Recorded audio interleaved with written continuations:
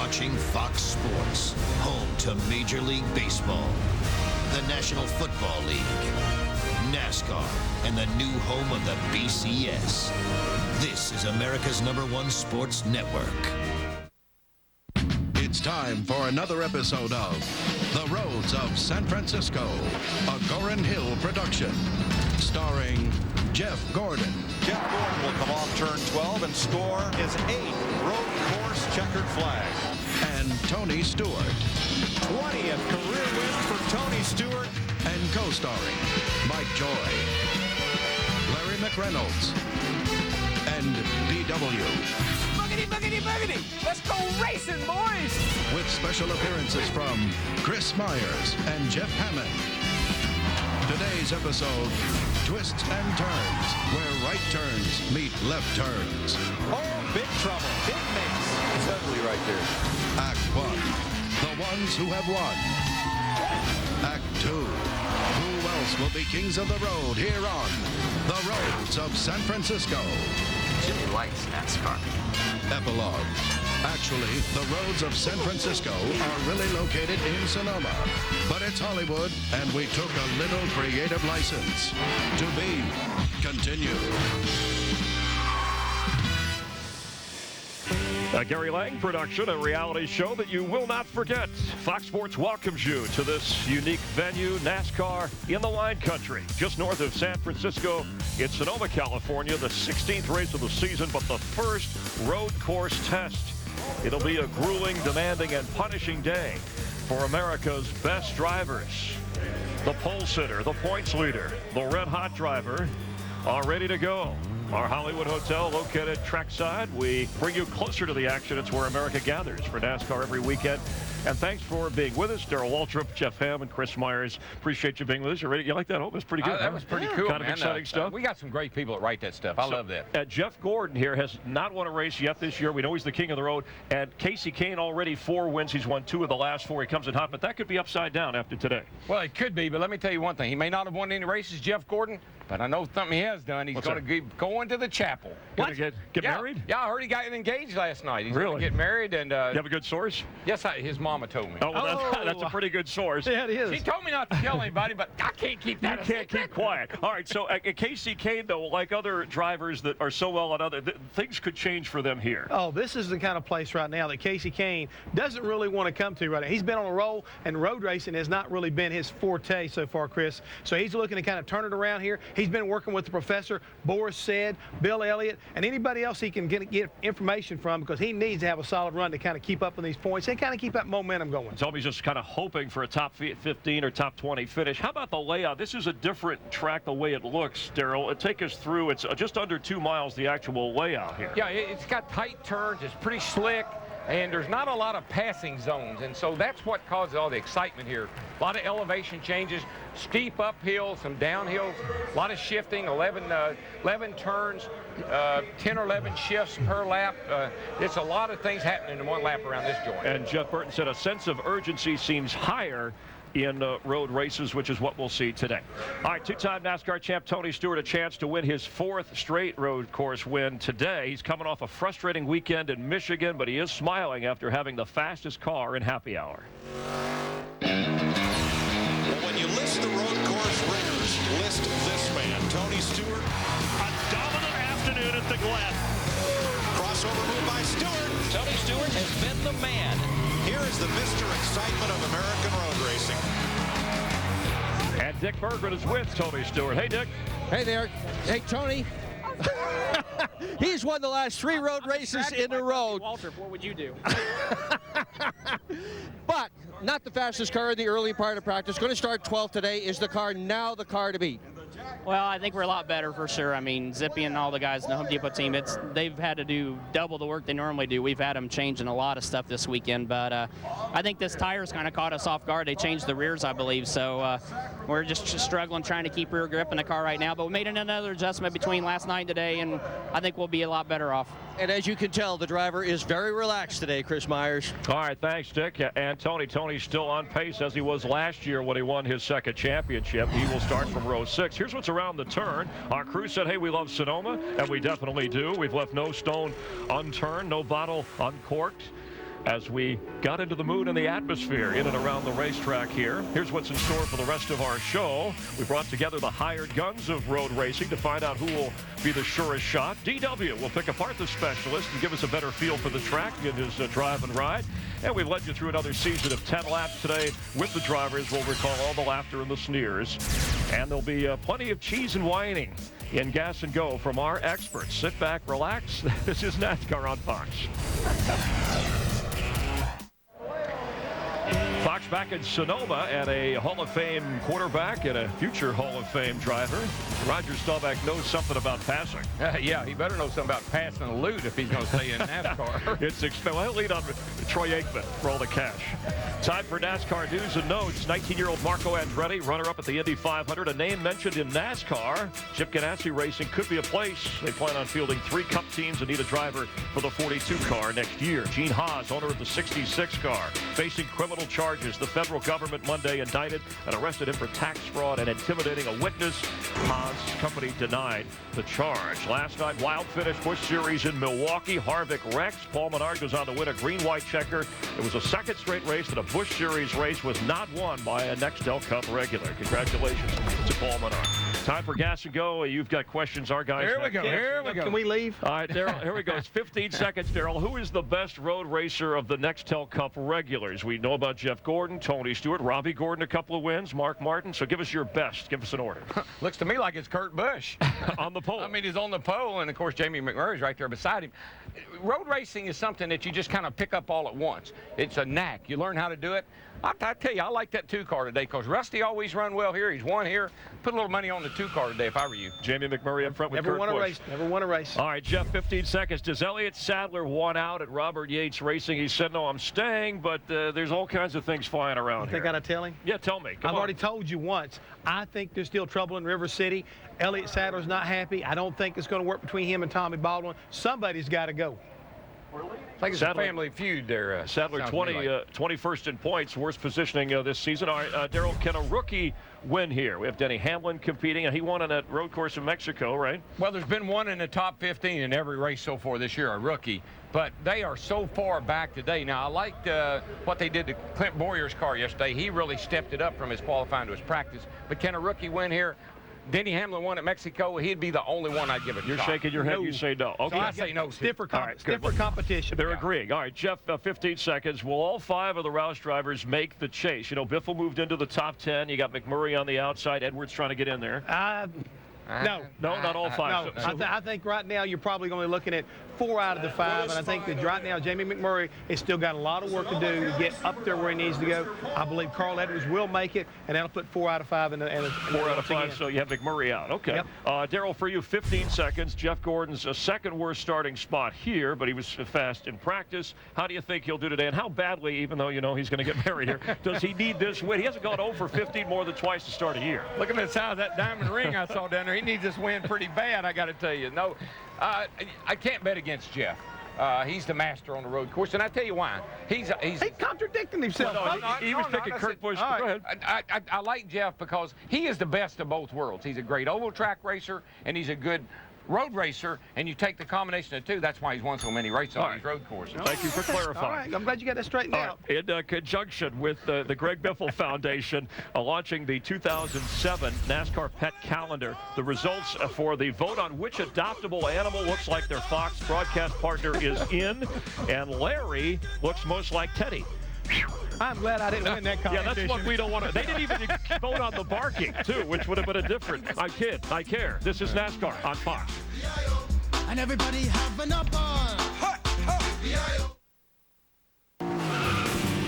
The NASCAR on Fox pre-race show is sponsored by AOL. Want a better high-speed internet? You belong at AOL. By Singular, raising the bar. By Radio Shack. Don't just get a phone, get a new Singular phone at Radio Shack. And by Wendy's Combos. Now with a choice of 7 sides so you can do what tastes right. David Gilliland is coming. That's an unbelievable story. This may be the biggest upset in Busch Series history. David Gilliland wins in Kentucky. And David Gilliland may seem like an overnight success, but at age 30, he's been at this for a while. Part-time Busch Series driver. Best finish was 29th until he won last week in Kentucky. He's been flooded with calls and offers today. As you see, David, he will start his first ever Cup race on a track that he won in the Southwest Tour back in 2004. On to the points. Jimmie Johnson first, Matt Kenseth second. Neither of those guys have ever won here. And Kasey Kahne, we've said that he's won 4 of the first 15 races, but he's finished 31st and 41st in his 2 previous Sonoma starts. The point standings could be shaken up after today's race because of the influence of 4 road course specialists. The ringers here are drivers hired by teams to handle the unique demands of NASCAR's 2 annual road races. They're a competitive bunch hoping to rack up a win.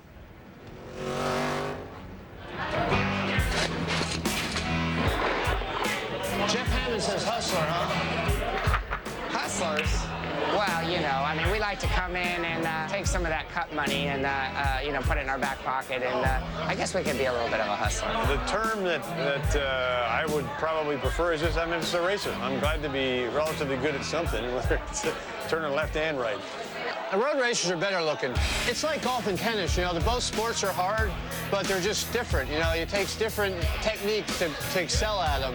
And, you know, I've been working with a lot of the NASCAR Next Cup guys, oval guys, let's say, on their road racing, and it's like showing a duck water. Once you show them a few little things, they take to it, and I mean, they're the best racers in the world right now. You run so close together, you race so tight, and even if you're back in 20th, you're racing somebody. And I think that's what is appealing to the racer. You're always racing somebody. You know, I think we get some respect from the regular Cup guys, and the guy that bridged the gap between what it is I do and the Nextel Cup Series was Dale Earnhardt Sr. When he and Dale Jr. ran with us with the Corvettes at Daytona in 2001, I think a lot of people followed the Corvettes and what exactly we were doing. I'm friends with a lot of the guys, and I've been very helpful helping a lot of the guys, but the camaraderie is great, and we have a blast on and off the track. I've raced in you know, all the major forms of racing in the country, and you know, to have a win at this level would be it would be the height of your career. To win a Nextel Cup race would be probably the hardest thing I've ever done in my life, and probably second to, you know, my son being born this last 2 years ago. It would be the biggest, happiest day of my life. It'd be a big party. And right on cue, Boris said looks a little like Frank Zappa. There he is with his son ready to go. He starts 5th. And it's really humid out there today. that hair. So obviously money, they do a good job. But these guys, the specialists, they can win a race here, although no one has won this particular race, none of those road specialists. I think when you look at all these guys that come to NASCAR, talk about NASCAR, inspire to be in NASCAR, Marco Andretti is a good example. Jimmie Johnson's already won this year $5.2 million. Now, drivers love trophies, but they like dollar signs too. And so there's a great opportunity for those guys to come over here and get in a good car and make a great living. Well, I think when you talk about a guy like Boris said, you got to understand, he and Jack Roush have kind of like made an alliance here, and they formed a new team to allow Boris to not only get an opportunity to run some of these road course races, but to run other places also. So he is such a talented instructor as well as a driver, and I think, you know, you got to realize he is driving kind of like that 6th Roush entry here today, and he's going to be a force to reckon with, guys. He's the road runner, I believe, if there's one that can pull the victory off, it's he today, because that team with Frankie Stoddard and that equipment, I believe that's the car that could do it. A lot of experience between the two guys right there. Is that fair in the big points picture to have a specialist come in for you and help hold you? Hey, all's fair in love and racing. That's exactly right, babe. Tell that to Jeff Gordon. All these guys right now are trying to make up points that are outside the top 35. That's the reason why they've got drivers in their cars today, like Scott Pruitt, you know, Ron Fellas, for example. All of them are trying to gain some points. P.J. Jones, no different in the 4-car. They're all wanting to get up in the top 35. We'll continue from our pre-race program here. 110 laps, about 219 miles. Chris Isaak will be singing in Sonoma. You're watching NASCAR on Fox.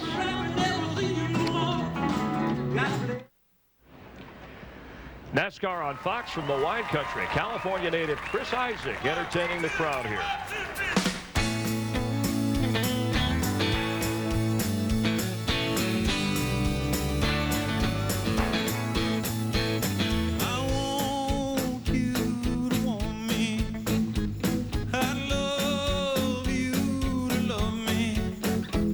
I'm begging you to beg me.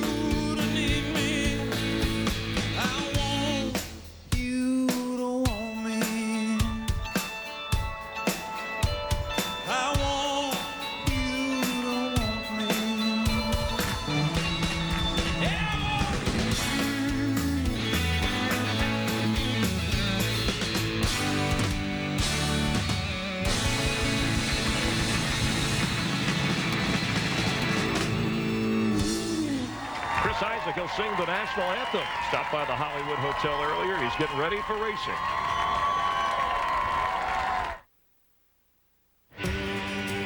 From Sonoma, California, sunny, a high 70s. The temperature could hit 80 today for the drivers over this road course. Jeff Gordon going for his 9th all-time road course victory, gearing up, and we'll take you down trackside for opening ceremonies. And now, ladies and gentlemen, if you would please stand for the presentation of colors by the Travis Air Force Base Honor Guard from Fairfield, California. And if you would, remove your hats as we listen to our invocation from Raceway Ministries, Miss Tina Coleman. Please pray with me. Father, we thank you for this beautiful day that we can come and enjoy the Dodge Save Mart 350. We thank you for the hard work of the Infineon staff, their volunteers, the officials, and the safety personnel that make this event possible. Thank you for the talent of the drivers and their crews that keep us at the edge of our seats. And thank you for the excitement of the fans that fuel this sport.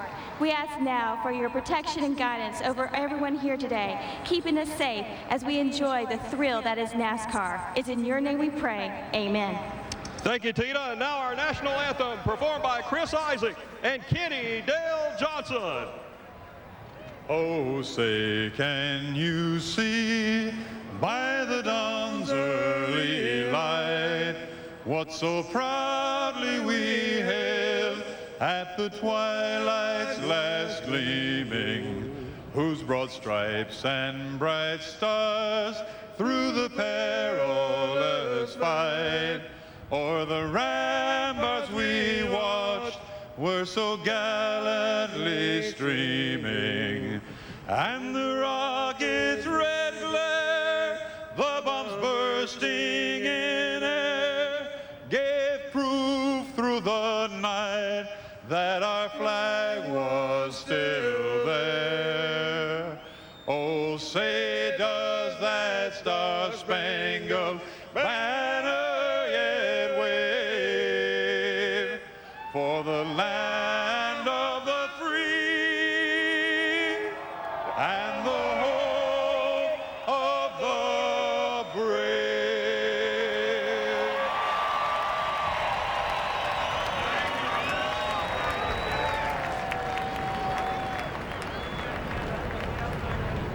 Always a stirring moment as the drivers get ready, heading into their cars, getting in their cars. And we thought we'd show you a collection of some of their responses during the year when they took the time to go 10 laps with us.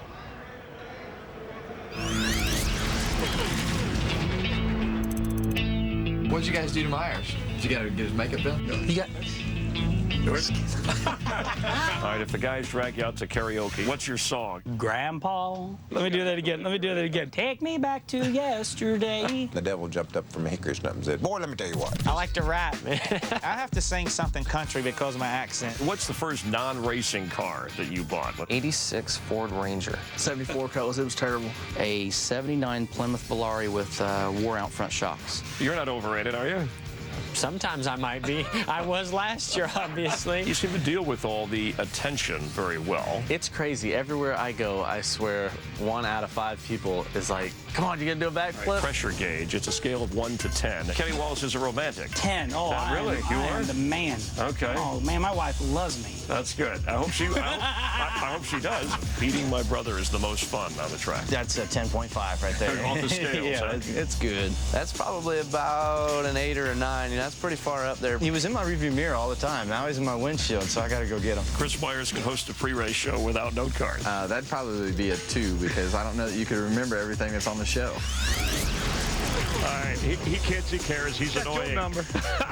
All right, nice for those guys to be such good sports and a great sport. We're going to go racing here. NASCAR on Fox in a moment.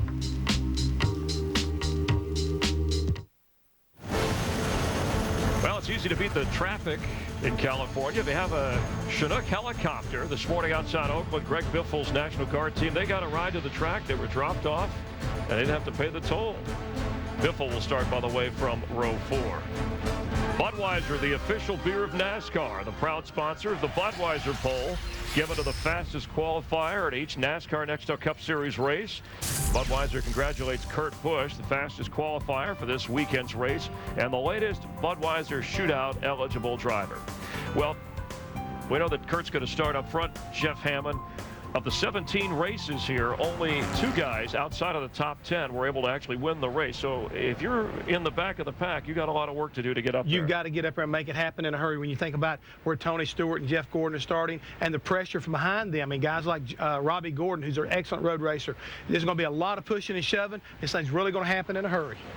All right, let's head down to Cheech Marin for those magic words. And now it's time for the words we've been waiting for. Welcome back, Grand Marshal Cheech Marin and our friends from the Northern California Dodge dealers.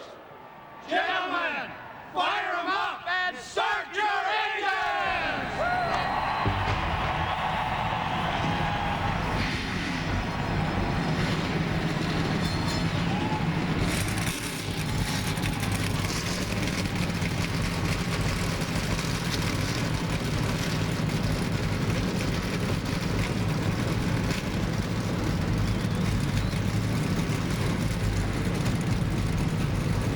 Cheech Marin, comedian, actor, giving the command. He plays Ramon in the movie Cars, does the voice for that Pixar film that DW stars in, along with Larry the Cable Guy, Paul Newman, and Owen Wilson. All right, to get you closer to the action, let's head down on the track with our pit reporters, Dick Berggren, Steve Burns, and Matt Yoakum. And Matt, we'll start our Fox Pit Watch with you. And what kind of fixing does Kurt Busch have going for today?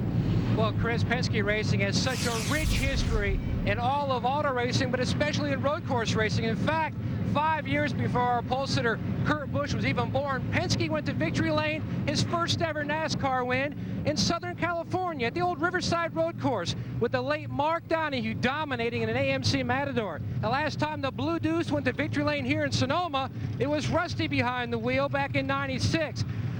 Kurt would love to add his name on that racing resume of road course winners. In fact, when Gordon and Stewart are dominating the headlines, when you look back to last year, Kurt was actually either first or second in NASCAR's loop system in all of the different stats. Especially, though, he was the fastest in traffic, but he's hoping he's not going to have to deal with that today. Starting on the pole, 27% of the winners here at Infineon have started first. He hopes to end there today. Dick Berggren. Well, moving to the second row, Kevin Harvick from Bakersfield, California is on the inside. Best start ever he has had here in a Cup race. He has won twice in NASCAR's lower divisions here at Infineon, never in the top division. Outside him, Ryan Newman with his best ever start at an Nextel Cup road race. Newman has won in the Busch Series, but never in the Cup Series. So 2 guys that go well on road courses, never won in the top division, both with fast cars. That's row 2, Steve Burns.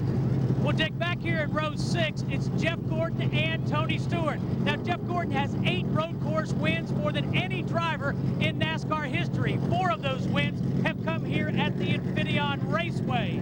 He was leading last year before a bad transmission knocked him out of a chance to win the race. They have switched to a different transmission here this weekend. Big picture, Jeff Gordon has dropped out of the top 10 of points. He needs a win here. Now, next to him, Tony Stewart. Stewart has 5 road course wins. He's the defending champion of this event. He said his shoulder blade is 100%, and he also has said that his race car was good yesterday in practice and getting better, Chris Myers.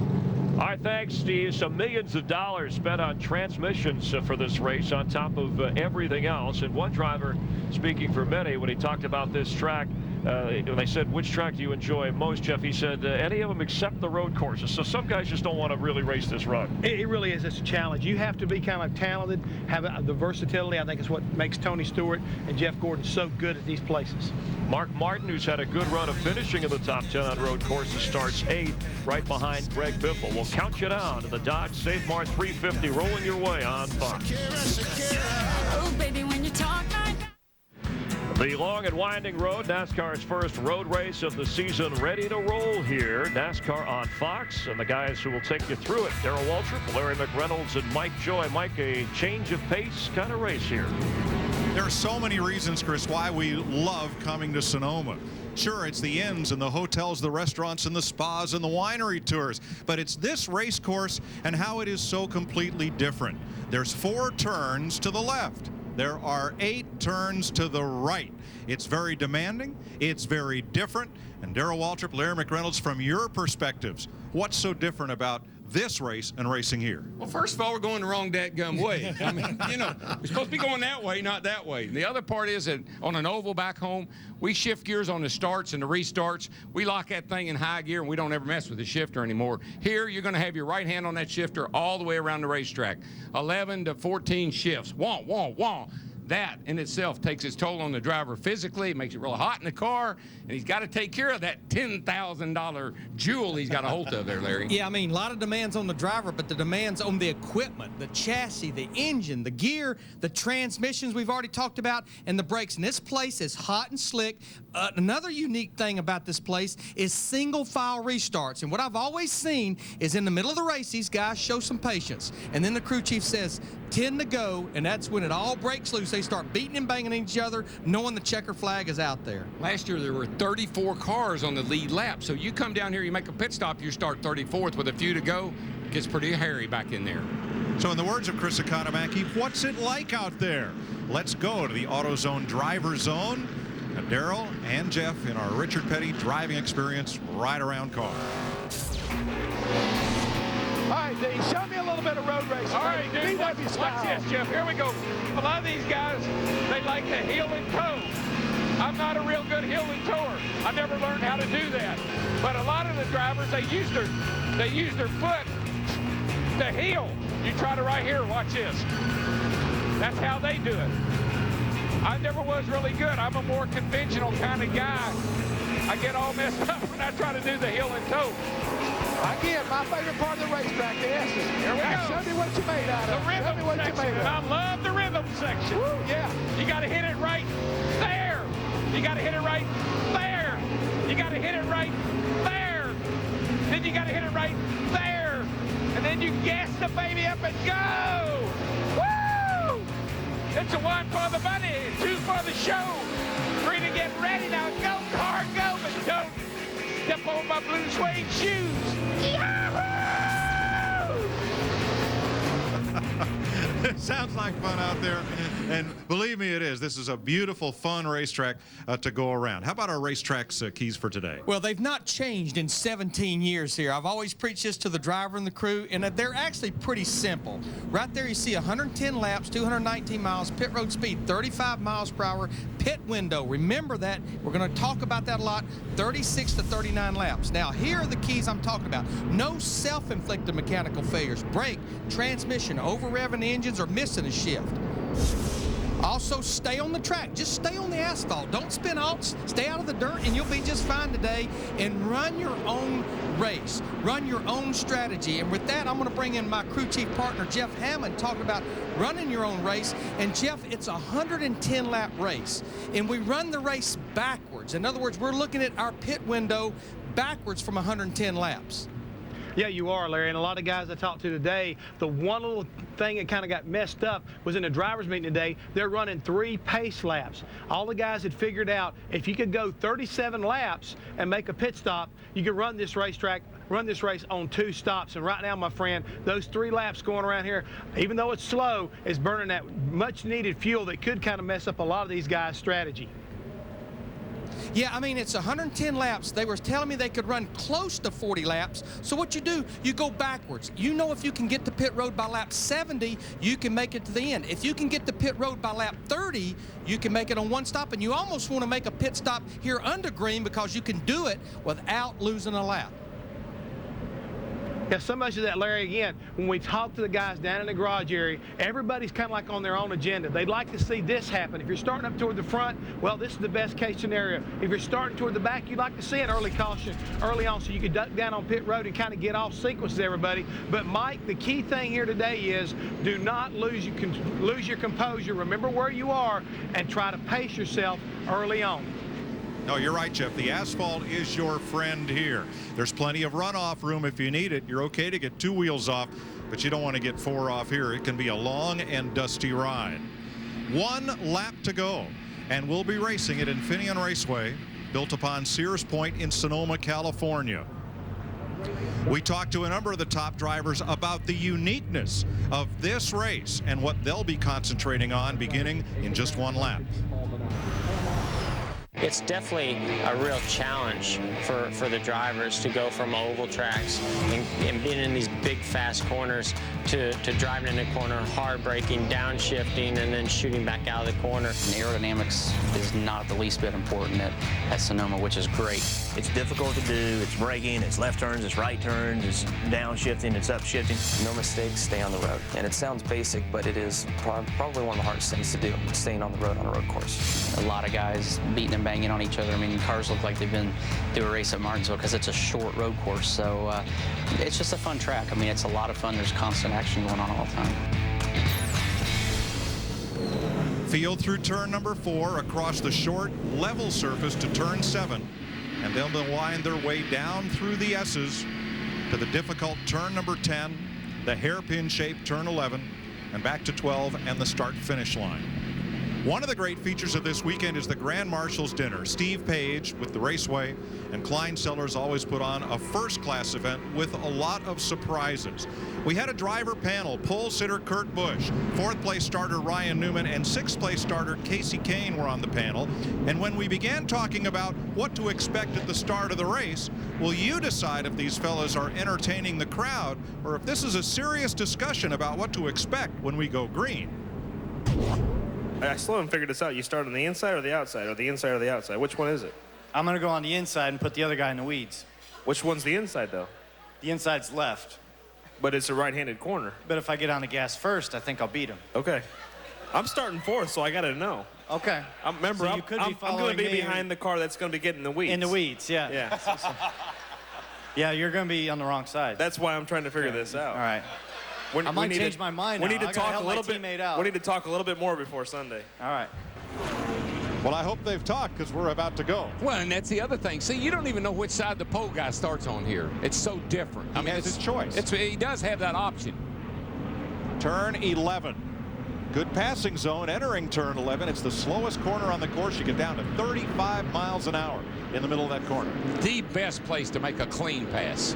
Yeah, DW, best I can tell, I don't know what to tell you to expect here on lap 1, so you better reach over and pull those belts tight one more time. Boogity, boogity, boogity. Let's go road racing today, boys. Got a drag race at the top of the hill. Whoa, man, McMurray's in trouble. Seen that happen so many times. The blue flag waving means there is a car off course. Now there are 2. Bobby Labonte is around. Happens almost every time we come here, that little chain reaction back through the field. The blue flag is a local issue. Be careful. It does not mean we're under caution. The yellow flag is only used for a full course caution. Whoa, Robbie Gordon, right out there against the barrier. Racetrack. How many drivers were in on that little deal you did the other night that they all got the message, I assume? Yes, and the fella who Kurt said might end up in the weeds got out there in the dirt. Jamie McMurray in the car that Kurt drove here last year. I think he's going to get back. Kurt Busch, uh-oh, got another car around over here coming through turn 8. Oh, no! Hard lick. Kenny Schrader got Sterling Marlin in the 14 car, and they're still stacking up. Casey Mears. One car, T-bone Schrader extremely hard. Oh, it was an incredible lick. That's Tom Hubert in the 27 car. Tom Hubert nailed Kenny Schrader. We are under a full course caution now here coming to lap 1. So we failed to complete a lap under green. Racetrack is so narrow there through the S. And Larry, these tires that they're running here this year do not hook up very well for a couple of laps. It's a little harder rear tire, and the tires just don't hook up like they have here in the past. Schrader's okay. Casey Mears will pilot his car back to the garage. Sterling Marlin is okay. Now You're this is at turn 9. Yeah, the 21 car gets sideways. I don't know if he got help or not. We'll see here momentarily. I don't think he did. Carl Edwards didn't touch him. Kenny just spun the car, got up on the curb. But man, when he comes back out in the racetrack, the melee breaks loose. And you can see Dave Blaney getting in the back. And look at Jamie McMurray, the guy that sat on the outside pole because of what happened up there in turn 2. He was almost involved in it. Scott Pruitt shoots through. You won't believe how Clint Boyer got right through the middle of this storm. Yeah, here's he just Kyle about Petty. got into Kenny's car.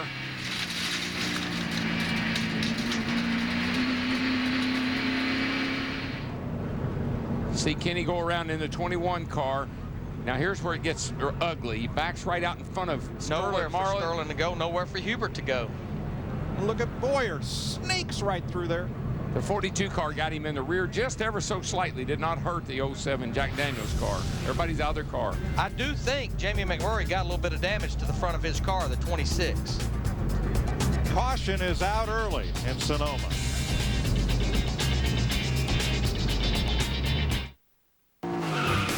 NASCAR Nextel Cup Racing on Fox is sponsored by Dodge. You can take life as it comes, or you can grab life by the horns. Dodge. By AOL. Want a better high-speed internet? You belong at AOL. By McDonald's. And by Singular, raising the bar.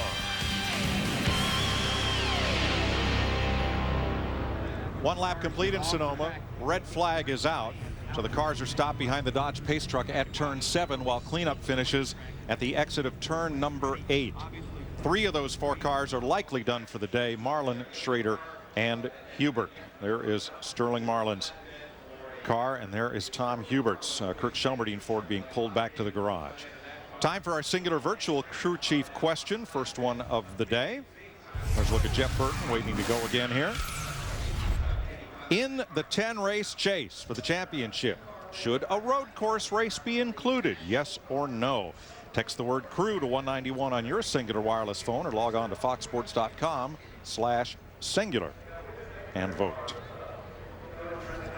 2 big incidents on the first lap. Jamie McMurray, the outside pole sitter, getting onto the curbing at turn number 2 and spinning.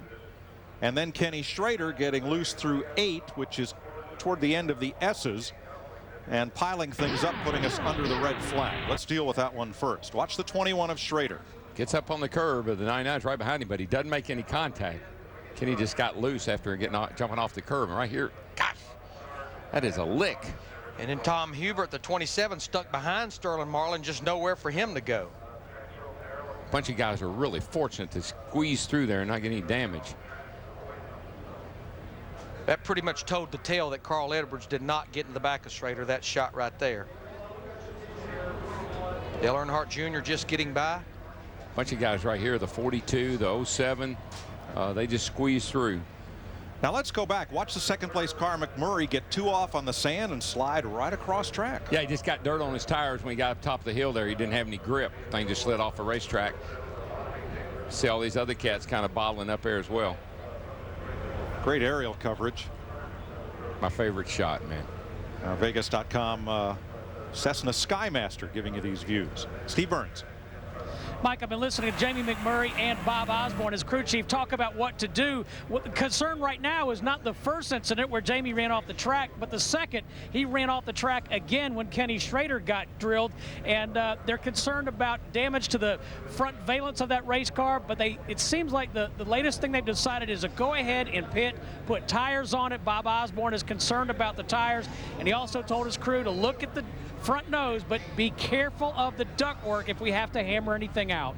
Well, Steve, there's nothing to lose here because he's basically at the back of the field. It takes a long time to get around here under caution, so they can look at that nose closely, go ahead and change tires, and oh yes, Jeff Hammond and I mentioned, fill it up with fuel too while you're there. Kenny Schrader's Little Debbie's car being hauled off as Sterling Marlin's. Looks like Casey Mears will continue.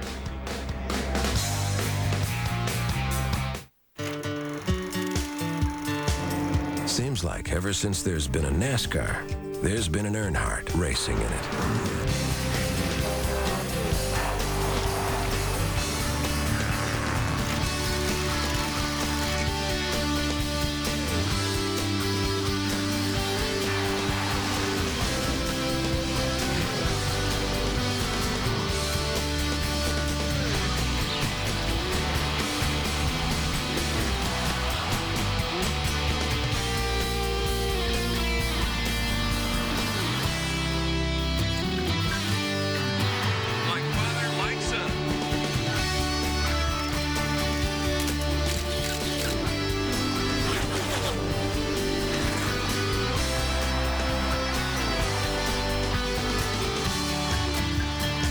Times may change.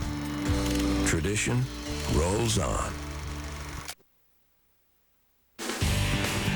NASCAR Next Up Cup Racing on Fox is sponsored by Budweiser, the official beer of NASCAR, and proud sponsors of Dale Earnhardt Jr. and the number 8 car. David Gilliland won that big Busch race in Kentucky, the shot heard round the world, a Busch irregular. There's David getting ready to go to work. Now, he's got a win here in the Southwest Tour. He's raced here 3 times. His dad is a former West champion, Butch, and he's here carrying our autism awareness cam. And he's driving for the Dutch Quality Stone folks that have been in NASCAR for almost a year. This is their first race. So what do you think they thought on turn number 1? Here goes David. And that was close, boys. A good thing I can drive in the dark. He's out there in the dirt. Look to his left. He's getting passed out in the dirt by Kyle Petty. It's off-road racing, off-road racing. No, this is road course racing. One thing I did pick up on, did you see Clint Boyer there in the 07 go by? Got that hand out the window, Larry. I mean, he was telling those cats behind him, hey, we got big trouble up here. Slow her down. He knew the track was all but blocked. It's a good job on his part. But a lot of damage to the back of that 07 Yeah, car. I think the 42 got up in the back of him. Not once, Darrell, but twice. This is probably the most unique bit of damage I've seen in a long time. Watch the 42 of Casey Mears as he becomes kind of the unwitting pinball here.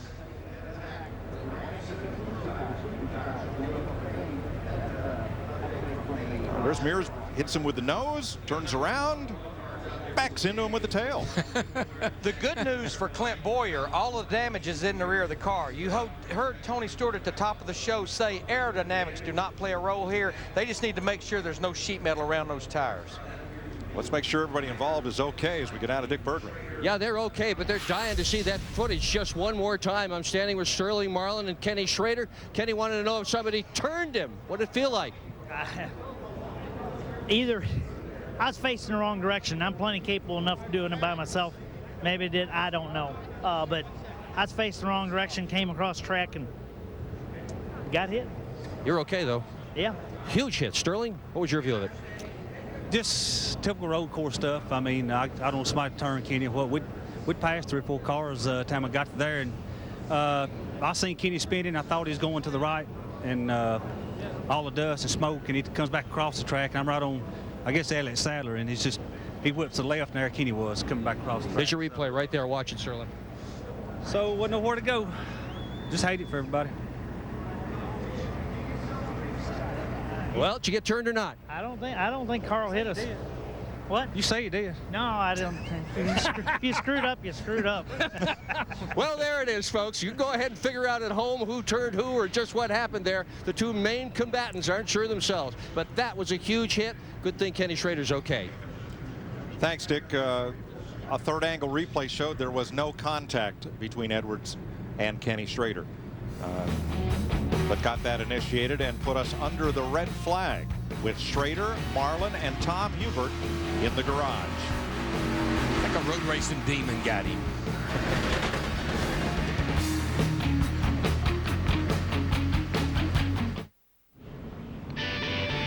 NASCAR on Fox from Sonoma, time for a Visa race break on the first lap. A caution flag out, not a red flag, but we're getting ready to go green. Jamie McMurray, who started on the front row alongside pole sitter Kurt Busch with Bobby Labonte. Not used to those left and right turns and going off course just a little bit. And then later on the first lap, Ken Schrader in the 21 car. He wasn't sure what happened, but watch Sterling Marlin just can't get out of his way. 5 cars involved. Casey Mears, Tom Hubert, even rookie Clint Boyer in the 07 car. All the drivers okay, but the track was blocked, bringing out the red flag. Right now, 3 Dodges. Busch, Kane, and Newman lead the way as we get ready to go green. And this has been a Visa race break. No matter what it takes, life takes Visa. Field under the 1 to go signal. They get that up at turn 7. The lights go off on the pace truck. We get ready to race. Casey Mears' car is still under repair. And Bobby Labonte checked up for Kyle Busch and got an assist perhaps from Dale Jarrett is what put him around at turn number 2. Yeah, and Boyer's car actually has quite a bit more damage on the back of it than I thought originally, Mike. The rear blade on the right side is all bent down, so they've still got a little work to do there on that car. See over on the right side there. The car took a pretty good lick, actually. It did. It looks like they may have that spoiler up there, but as you said, it wouldn't hurt to get it back in here under the next caution. Got to Work get on it a little more. Got to get a bigger hammer, Larry. They didn't have a big enough hammer right there. We had about 6 cars that made pit stops. Most of them were cars that were involved in a wreck. Tom McMurtry flying our Cessna Skymaster and our Vegas.com Skycam. He's flown everything from the spy plane Blackbird to the Boeing 747 that piggybacked the space shuttle. And today, he's giving you these beautiful views. Best way to see Infineon Raceway is from the air. As we get ready to race and resume. Green flag for Kurt Busch to start lap 4. Not too bad to have the DLP cable cam working too. So we got them covered. We got them down on the ground, got them up in the air. All restarts here are single file. Boy, Robbie Gordon made a nice move on Mark Martin right there in that 7 car to get pick up a position. He won the drag race up the hill to turn 2 and was able to take the position. Robbie awfully good in both those practice sessions yesterday. Yes, he was. He was quick, Larry, and you see cars back there kicking up dust, and that causes you so much trouble because when you come over the top of turn 3 up there, you are blind. You see nothing. You're looking at the sky. That's it. You see that sky cam. Greg Biffle throwing a smoke screen as he got up and across the alligator teeth there into the dirt just a bit.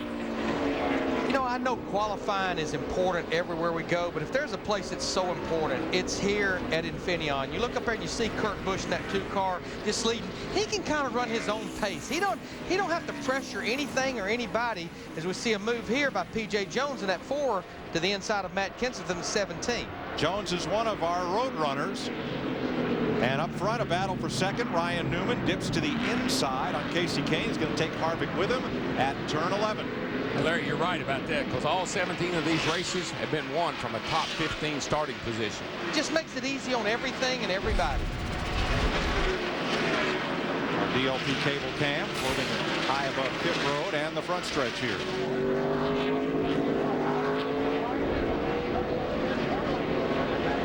There you see Tony Stewart, the 20 car right now in the 9th position, going for 4 consecutive road course wins, including here and Watkins Glen, the other road course these cars go to. They've had such an awesome road race car, but here this weekend we've got a little different tire combination than we had in the past.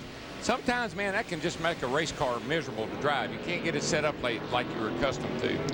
Mark Martin dives inside. Stewart has a look. Now Biffle goes after Casey Kane. Tight right there. Not a lot of room. Got to give and take. This is pretty much follow leader down through these S's till you get down here at the end to the old wicked turn 10.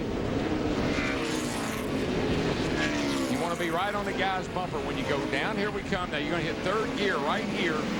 Tough corner, turn 10. Now if you get a good run here, like look like Tony may have a run on Biffle. Duck to the inside. Outbreak him getting down into turn 11. Good passing zone. And Jeff Gordon in the 24, he's going to try to take advantage of it as well. Right now they've got Biffle hooked on the outside, but Biffle got a pretty good bite off turn 11.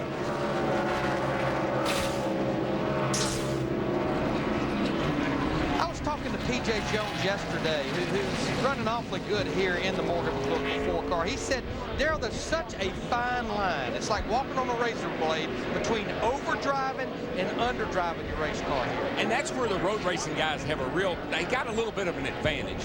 When they do that heel and toe thing that we talk about, they can drive in a little bit deeper and finesse the gears and the brakes a little bit better than an oval driver can. We're a little bit more wanting to stop the car with the gearbox all the time. Road racers try to stop the car with the brakes. Stop in a straight line, get off the brakes. And here's one of the best at it. Boris Said, driving for a car that he co-owns with the No Fear folks and Frank Stoddard involved. Here's a 3-way view of what Boris is up to. Notice how quick that shifter moves. I mean, he doesn't have to, there's very little throw in the shifter. Real quick little shifts. Drives the car as much with his feet as he does the hands, and Darrell, notice right there, he upshifts without the clutch, but he uses the clutch to downshift. And all the way to 1st gear here, all the way in 1st gear off of turn 2 or turn 11. And look how quickly that thing shifts, just little flips. I like the way he backhands the shift knob to grab 4th gear so he doesn't risk pulling it into 2nd by mistake. And notice the shifting knob. A lot of guys have real customized shifting knobs that they like to use. But the big thing is it's got to be smooth. All those shifts, if you have anything on that shifting knob like the old shift patterns, it'll tear your hands up. Yeah, Mike, you mentioned going from third to second. That actually happened to Martin Truex Jr. in qualifying on Friday over the engine. He had to go to the rear of the field for this race because he had to change the engine. Whoa, I heard a little something there that made me uncomfortable. A little wheel hop. Get down at the bottom of turn 4 there. It's hard on drivetrain. Jeff Gordon battling, or actually he's gotten past Casey Kane, and that'll move him up into 8th place. You know, Jeff's won a lot of races here, as we have said, but I don't know that I ever saw him. I don't remember him starting that far back. And that makes it even more different. That makes it difficult. But there's certainly a reason he started that far back. He was off the racetrack almost all the way from turn 8 to turn 10 in qualifying. He draws a bead on Mark Martin. Now they're about 7 seconds behind the leader. Casey Kane in the 9 car. Now he started up in the 6th position. Remember, he came in here 3rd in the points, and I know this was one of the races that was really on their radar. Ray put a full court press on Casey's efforts here. We talked to Boris Said in the pre-race. That was his teacher, Matt Yoakum, to try to come out here and have a good, solid finish here at Infineon. Larry Mack, the biggest lesson that Casey has learned from Boris. Boris said, Casey, you're actually being too smooth, too conservative. Be more aggressive. Get after it. Jump back in the throttle a little faster, a little harder, and throw the car around a little more. That's what he's going to try to do during the race today. And Matt, that takes confidence. And if you're a little bit timid on the road course, that's the way you would approach it, very conservatively. Now, that was a great passing zone that we just come to there. Turn 7. There's only 2 good places. Turn 7, turn 11. If you want to pass somebody, those are the 2 places you got to set them up to get it done. Boy, I like the job that P.J. Jones is doing with that Morgan McClure 4. He qualified, what, 15th? And that's by far the best that car's qualified for a race this year. It's a one-off drive for P.J., who would love to be on this circuit full-time, but he's making the most of it. Riding for Jeff Burton here in the 31 car right now. He's in the 16th position. There you see P.J. Jones in the 4 car trying to take the position away from Joe Nemechek in the Army car. Little close quarters there off turn 11. You said it right, Larry. He's taking it away. Whoa, Kyle Busch, the 5, gets into the wall coming off the last corner there before the start-finish line. Hard lick, really. Track's real slick. Scott Pruitt grabs a gear as Busch slides in front of him. Track's real slick, car's real loose, so he looked like he may have had to take a little evasive action. That is a hard lick. On front and rear. Yeah, you see he got into the back of the 32 car there of Ron Fellows. He's trying to make a pass on Ron. Car pretty loose, yeah. Real loose. That's a fast corner right there. Oh, yeah. Yeah, you grab high gear as you come up through there. Burton and now Fellows, who's in the 32 this week, trying to get past Joe Nemechek. Bit of tire rub for Kyle Busch. And with that damage on Fellows' car must have happened earlier.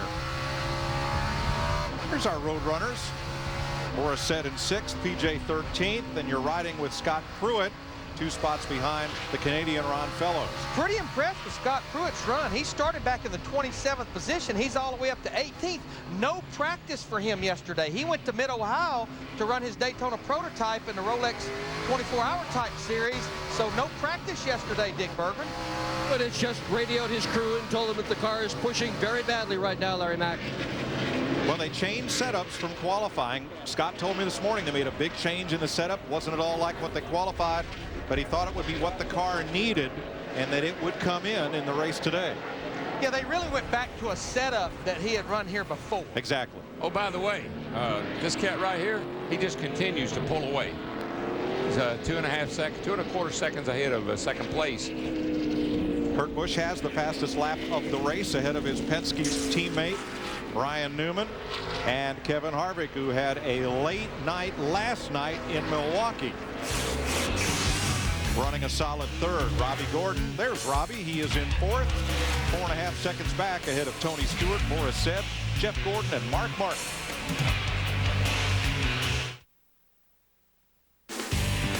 NASCAR NASCAR Nextel Cup Racing on Fox is sponsored by UPS, proud sponsor of Dale Jarrett's 88 Ford. UPS delivers the chance to manage your own free fantasy auto racing team and win 2 tickets to any Fox broadcast race. Just go to foxsports.com, keyword UPS. 12 laps complete. Kurt Busch has led them all. The last road course win in NASCAR Senior Circuit by a Dodge, 1977. Richard Petty behind the wheel. Here's where our Dodge Chargers are currently running, with Busch and Newman teammates leading, and Kasey Kahne right now in 14. Yeah, no Dodge wins at Sonoma or Watkins Glen. That was at Riverside, California, where Richard won, and talked to the King this morning. A lot of people are walking by going, "Hey, King, I love your movie." He says, "I'm only in it just a little bit." Yeah. I think Richard is more excited about his wife, Linda Petty, being in the movie. Linda has a great role as a Petty Blue station wagon. And that was the station wagon because that's the car they went to all the races in and hauled the kids to the track.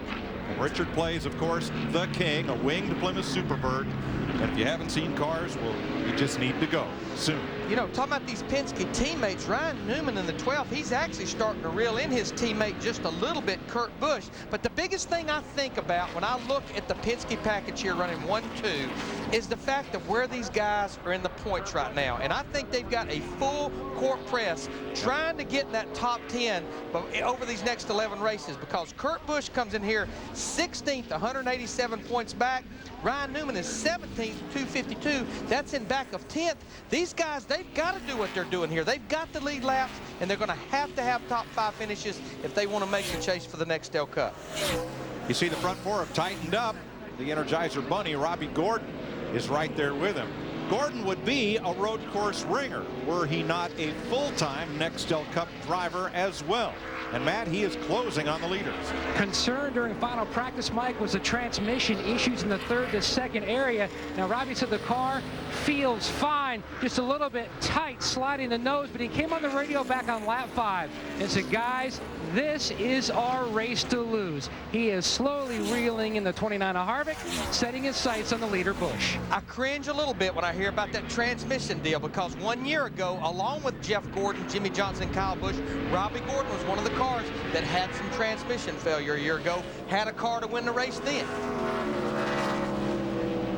But you know, when you come to a road course, you're going to have to contend with that 7 car if he does not have any issues.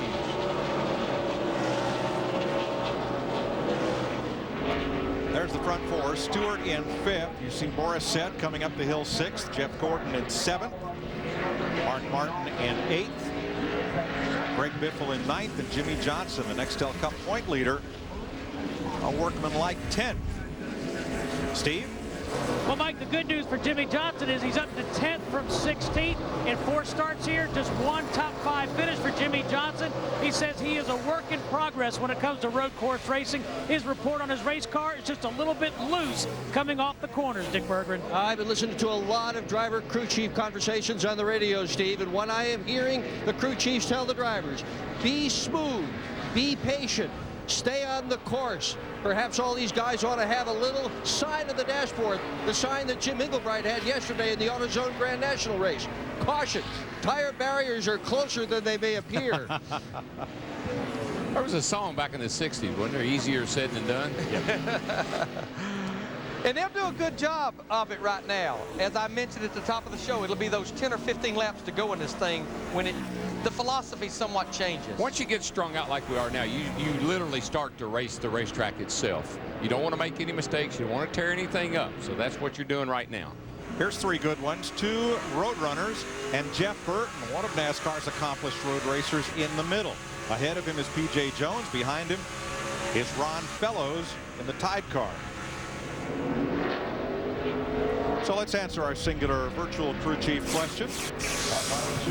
Should there be a race in the chase on a road race course? You said, sure, why not? Obviously, he didn't ask the drivers. That was the fans. It probably depends on which driver you ask. Yeah, there might be a couple that would agree with that, but not 70%. I think it'd be a great idea. You know, we always talk about agendas that race teams are going through right now, and right behind Jeff Burton is Ron Fellows in that 32 car. And they are big picture racing right now. And what I mean by that, yeah, they're here to try to win a race, and you know you can with Ron Fellows, but this is the team that came in here 112 points behind the top 35 in owner points, which means they're not locked in. They have to qualify each week. That's one of the reasons they brought Ron Fellows. And you know the guy that came in here in 35th?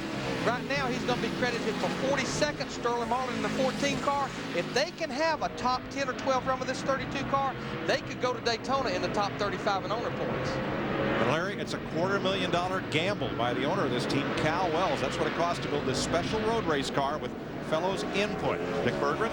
It's a very unique race car, Mike. Very stiff, much stiffer than any of the other cars on the speedway right now. And they were working yesterday on forward bite, trying to improve the forward bite on this car. Fellows' principal problem right now, he hasn't got enough forward bite. And that makes all the sense in the world. A stiff race car is going to stick the front tires because the front tires are going to, the chassis is not going to flex. And it's stiff in the rear, it's going to want to spin the rear tires. And there's their driver, Travis Kvapil. Travis will be back in the car at Daytona now. They did bring another car out here, the 78 car, to try to qualify with Travis. Travis missed the show just a little bit. But right now, this 32 car, their mission almost accomplished if they keep going like they're going today. Travis spent all yesterday on a headset spotting and learning from one of North America's very best road racers, Ron Fellows. The lead has shrunk. Kurt Busch is now just 1 second ahead of Ryan Newman, and Robbie Gordon is now third. Racing is in my blood.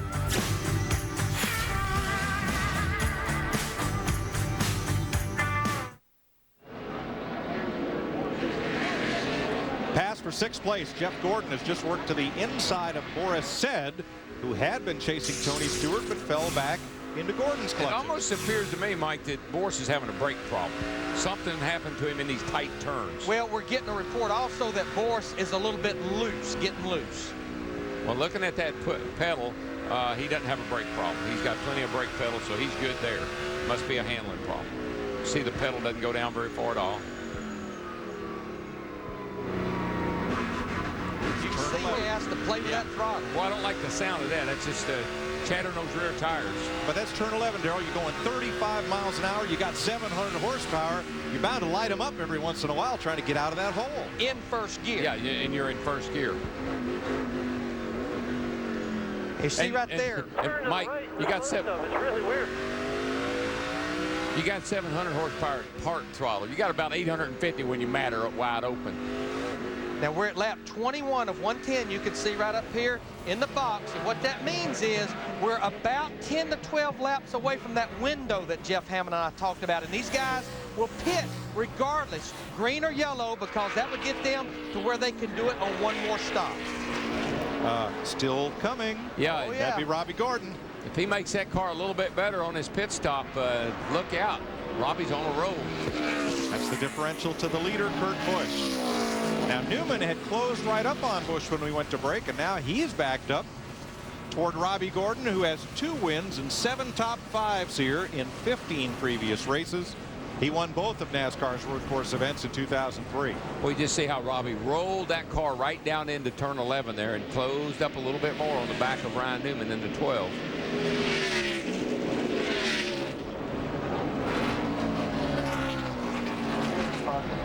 Explain this to me.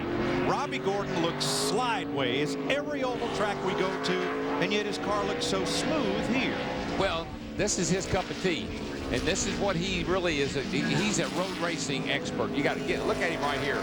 I mean, he is all over the back of Ryan Newman, and Ryan's going to have to let him go, and he better do it pretty quickly. Yikes! Oh, I spoke too soon. Yeah, he's out. Gordon's off. He's out there in the no man's land, but he got it back. Inside, clear. May have to give a spot to Harvick here. Nah, why not? I think I'll just force my way right on back around. And that's what he did. Yes. Wherever he goes, he is fun to watch. The bunny just hopped right on by. What, he lock up the brakes here, Darrell? Yeah. He had a nose under a Newman. Thought he was going to get a run down into 4 there. Didn't quite make it. Got on the brakes. Thing got a little sideways, ran off.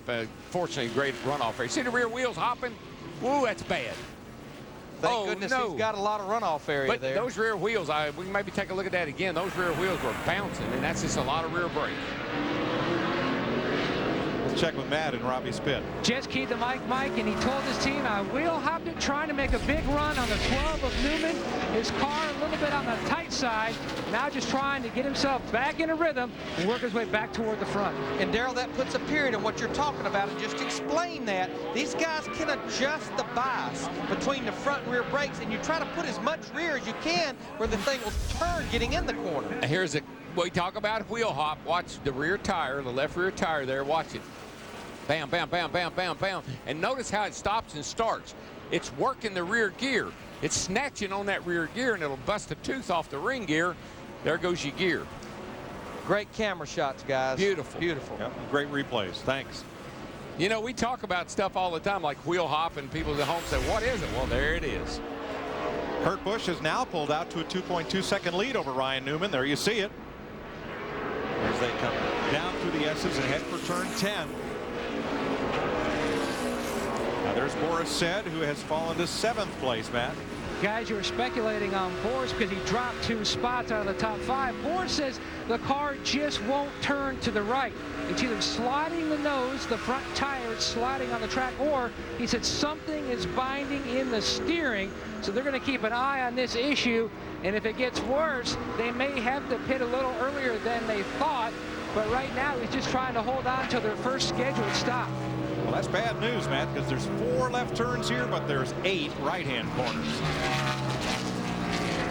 I want to update some guys that started at the rear of the field. Denny Hamlin here in the 11 car, he started back in 40th position. This is a backup car.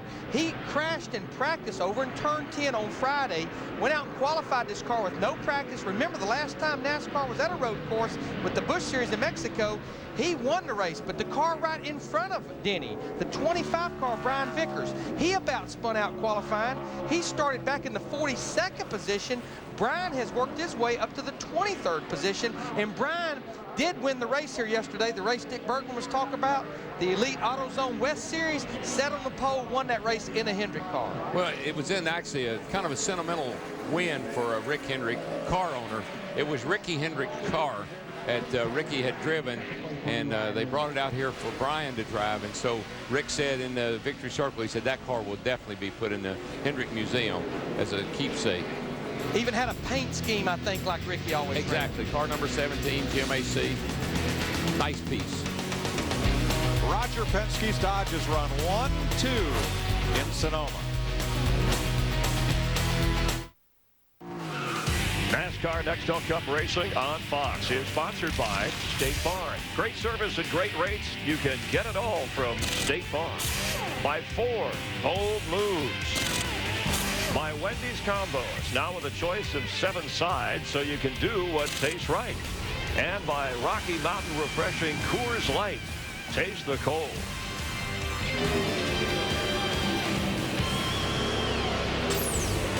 Nice to have you with us from Sonoma. Next week, our Wendy's race menu taking us to Daytona for Busch Series racing beginning Friday, 7:30 Eastern, 4:30 Pacific. That's on FX. And then Saturday, Nextel Cup Racing, 7:30 Eastern, under the lights, 4:30 Pacific, NASCAR on Fox, Saturday night. Here, Kurt Busch, the pole sitter, has led all the way in his Dodge. We saw moments ago Jeff Burton pitting. 31 car on pit road, and guys, he's a little bit out of sequence here because lap 26, this is not where you want to be pitting as far as I'm concerned, and he must have some kind of problem. Dale Earnhardt Jr., this track, one of only 2 where he has never had a top 10 finish. He started 26th up to 21st, but moments ago complaining to his crew that his car is a little loose. A little loose. He was also saying the tires, the rear tires in particular, feel like they're flat. And what he's trying to, I think, describe to them is the sensation around this racetrack to them so they can kind of work on it. As we see right now, as Boris said, making a pass on Jeff Gordon and making his way back up to 6th place. The road race ace. And all these guys, Chris, we're getting close to a pit stop here, maybe about 10 laps away. If everybody could get like around close to lap 37, I look for these leaders to be coming down pit road. Kurt Busch, Ryan Newman, Robbie Gordon, try to get in, get fresh tires, make those key adjustments, hopefully that will hold them to the next pit stop and obviously to the end of the race. Kurt Busch, again, has 15 Nextel Cup wins, none of those on a road course. Let's rejoin Darrell, Larry, and Mike. Here's the race for second place. Robbie Gordon's right back there, chomping away at the rear bumper of Ryan Newman. Well, now is at a point in this run where you're going to find out who's got the good car on the long run, and Robbie's car looks like it's staying really, really good for him. The other thing is, Larry and Jeff, you know this, that first time in, I'm not going to gamble. If I think my max is 37 laps, I don't know if I'll run 37 laps this first go around here, because I sure don't want to be sitting up at turn 7 complaining about being out of fuel. Well, remember, they had 3 pace laps, but I think I know what's going on with Jeff Burton and his crew chief, Scott Miller. And there you see Kevin Harvick in the 29, another Childress car, Ryan Newman in the 12. These guys told me this morning, even though the pit window is 36 to 39, the Childress cars told me, Steve, they could probably go 41 to 42 laps. This is a scheduled stop for these guys. It is, Larry Mack. In fact, Todd Berrier thought about pitting a couple of laps earlier. 31 stopped on lap 26. Now here comes Kevin Harvick. He's been in the top 4 this entire race. Jason Pulver and Clint Pittman are the tire changers. Nick Terry, the jackman, comes around the front of that Chevrolet. Left side tires going on, Matt. Hold on, Matt. The leader may have blown up. Kurt Busch had a big shower of sparks. Was it brake lockup? Yeah, he got in turn 5 up there way too hard. Way too hard. All right, sorry. Let's go back to Matt to recap. Right now is when you got the least amount of grip. Your tire's worn out. Your tires are worn out, and so you overdrive a corner a little bit. All you can do is slam on the brakes and hope you stay on the track. Let's have another look here. It's coming down the hill. This is a slick place. We saw Robbie Gordon get in trouble here, and the same thing with Kurt. Got a little bit of wheel bounce, and he's using a lot of brake because those wheels are really, really black on the front of that car. It's just the tires all locked up. Thank goodness they got that run out area there. Yes.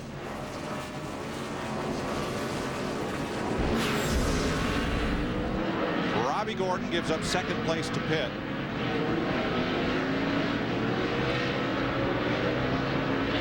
So that'll move Tony Stewart up to second. Kurt Busch is still your leader on the left of the screen. Matt?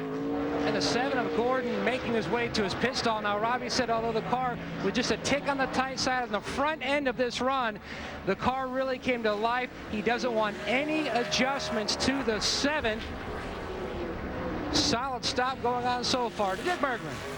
Kenseth is in. He is getting 4 tires and fuel. Originally this morning, his crew chief, Robbie Reiser, said they were going to go long. They didn't. And right behind him, Ron Fellows. A bit of a slow stop. Fellows, not any forward bite to the point that the car has gotten very loose.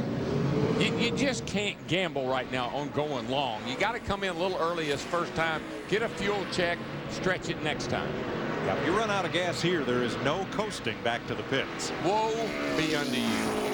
But I've got to believe Kurt Busch in the 2, he should be coming to pit road because remember his teammate Ryan Newman in the 12 was on pit road about 2 laps ago. He's in.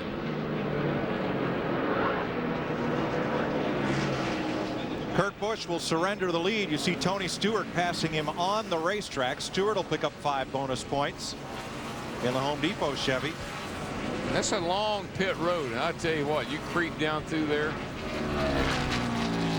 Jamie McMurray is in the pits as well as Kurt Busch comes to the attention of his crew and Matt Yoakum. While the 2's working his way down pit road, the 24 Gordon's expected to also make his visit. Now, Kurt, he said the car was tight on the left, but it really loose on the exits, much like his teammate in the 12 of Newman. They made an air pressure adjustment. Busch's team is going to make a chassis and air pressure adjustment. The pole sitter, great run going so far today. Would love to add a Nextel Cup trophy next to his Southwest Tour trophy. He stalled the car on exit. The team pushes it, finally fires. He's away. Tells me she was pretty low on fuel. When you take off like that and they die a little bit. But also, did you notice he was right dead on the mark in his pit box? Mark Martin and Greg Biffle have stopped. Brian Vickers now in, so is Casey Kane and Dale Earnhardt Jr. along with P.J. Jones.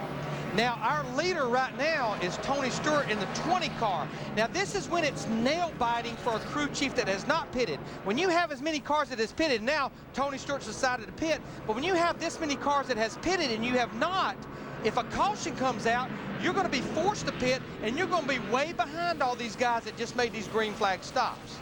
So Boris Said will pick up the lead if he stays out on the racetrack instead of pitting, and the pit entrance is between turns 10 and 11 here. You come all the way around the outside of 11, and half the pit road is before turn 12, half of it's after.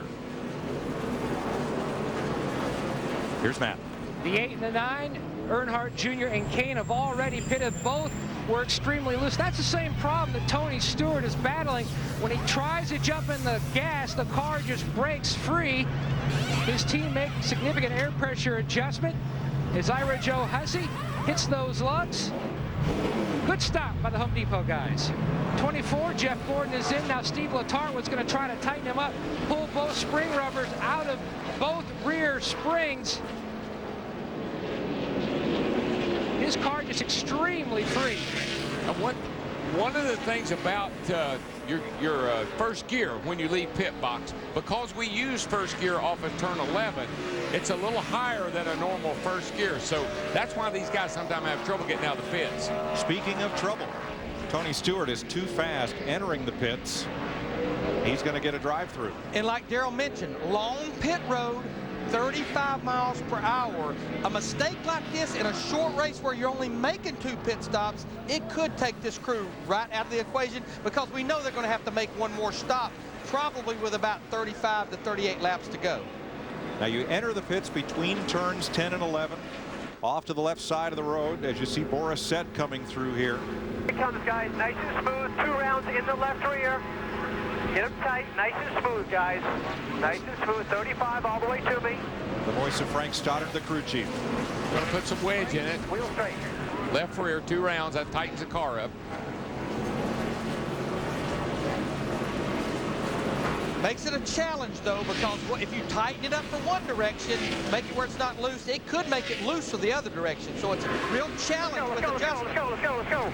Now, our leader right now is Jimmy Johnson in the 48 car. I've got to believe Chad Canals has to bring him into pit road the next lap, because if we get a caution right now before he makes it to pit road, he'd have to restart this race probably about 34th or 35th, because almost everyone has made green flag stops. But if you do your math, like you said, 37 laps, and you don't pay any attention to what everybody else is doing, he could very well be on his game plan. Had a little contact between Robbie Gordon and Boris Said. Oh, those two would be a fine pair to get together out there. Turn 4. Whoa, that gets so close right there. Oh, just a pile of tires, Darrell. Oh, Robbie. Yeah, hello, Boris. That's that same area where Jamie McMurray, our outside pole sitter, had problems on lap 1 at the start of the race. A little push come to shove there. Jimmy Johnson. Little wave, too. On pit road, Steve. And Mike, Chad Canals was telling Jimmy, be very careful about pit road speed and guiding him down here with visuals, because the pit road dog legs left. Jimmy's saying his car was loose out of what he calls turn 8A, turn 10, and turn 1. Now you saw Tony Stewart pass the yellow line across the track. That is where pit road speed begins. And with the length of this pit road, this is a costly penalty indeed. Agonizing. Now our leader is Kevin Harvick in the 29 and running second, and Ryan Newman in the 12. You see the blue deuce back there. The reason these guys got the lead, they put their fresh tires on 2 laps before Kurt Busch, took advantage of it.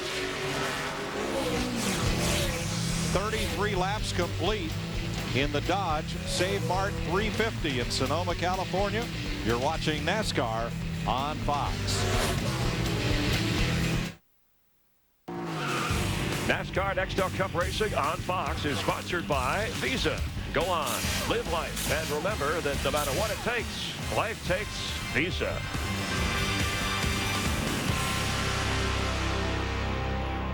.35 laps complete, 75 to go at Infineon Raceway. Kevin Harvick with a lead of 0.7 of a second over Ryan Newman and Kurt Busch. Greg Biffle is 10 seconds back of the lead group. Mark Martin 12 seconds back. Jeff Gordon 13 behind. Then Jimmy Johnson, Robbie Gordon, and Boris Said are the top 10. Reed Sorensen got a penalty for too fast exiting the pits on his first stop of the day. There's the lead, and it's not much. From Kevin Harvick back to the two Penske cars. I saw Harvick's car on a Richard Childress this morning, and I said, boy, what a great double dip trip. He has the winery there in Lexington, North Carolina, and he's been doing a lot of scouting out here in wine country, as well as looking over his 3 Nextel Cup teams. Well, Harvick last night was sitting right in a spot there to win that Busch race in Milwaukee last night. Had a little trouble last couple laps, kind of got turned around, cost him a win, but the guys that are running right behind him there, second and third, their car owner had a great night last night up in Richmond, Virginia. Won the IRL race up there last night with Sam Hornish Jr. So the captain's got his act together. Communication is so key on the road course. Listen to Frank Stoddard and the spotter as they guide Boris Said down pit road and to his pit box a few laps ago. Do not take any chances here. 3,500. Don't get caught on that first box. Pit this time, 3,500. Watch that first box down there, Boris. It's a yellow, big yellow line. Do not speed up. Do not speed. Starts at the cone, 3,500 at the cone, 150 foot prior. Pit road now, boys. Be nice and ready for this stop. Concentrate good. Great information. The stall is right under the pit flagman, past the dog leg, 3,500. And what they were trying to make him understand, and Darrell has talked about this a lot, is pit road speed no longer starts at that first pit box. It started way back there, 150 feet back at the cones. Do not speed. In fact, play it conservative here. I think you look at Ricky Rudd when he drove for Tony Stewart at Dover a couple of weeks ago. Ricky got caught leaving the pit for speeding. The line was outside the pit lane. I think you got a guy like Boris Said. He doesn't run with us every week. So you got to give him that good information. And you got to hammer it into his head how important that is. Kevin Harvick has a mirror full of Dodge, and here comes Ryan Newman to the inside, and Kurt Busch trying to follow. It's going from a mirror full to a side window full of those two Penske cars as Newman's going to take the lead here at lap 38. Kurt Busch, the 2, has to fall in line. I believe that's our first green flag pass for the lead today as you watch from our DLP Ultimate Picture Cam. Uh-oh. J.J. Yaley doing a little agricultural racing. And his teammate Denny Hamlin has a flat right front. And caution is out. It just happens that quickly on the road course. I mean, you can have wrecks all over the place, and none of them are related to each other. Of course, occasionally they are related to each other, too. Well, they are related by being teammates, but watch the green 18. Little off-road excursion there at turn 3. And they're a little too hot. It's a little dippy right there. The car wants to dip around and get loose. Coming downhill, those elevation changes, they get to you after a while. Second caution flag of the day, the first one on lap 1 with the attendant red flag. Ryan Newman, your leader in Sonoma.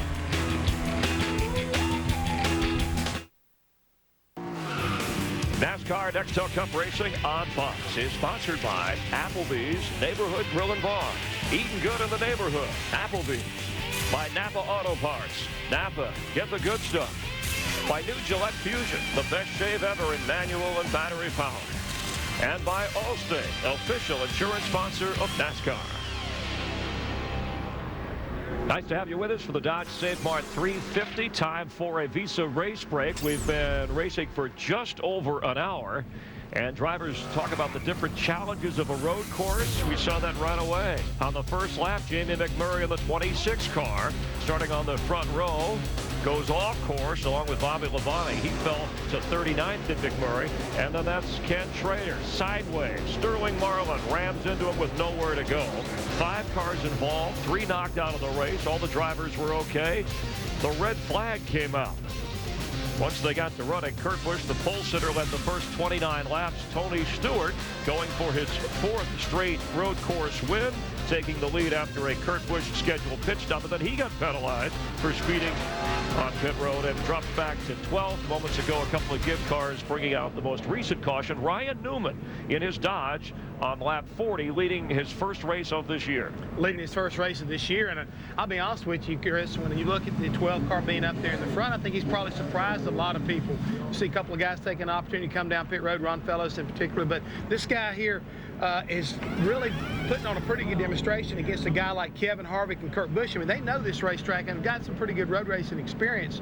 So, I mean, to me, DW, I'd have to believe right now that Ryan Newman has got to be kind of like a surprise for being out leading this race.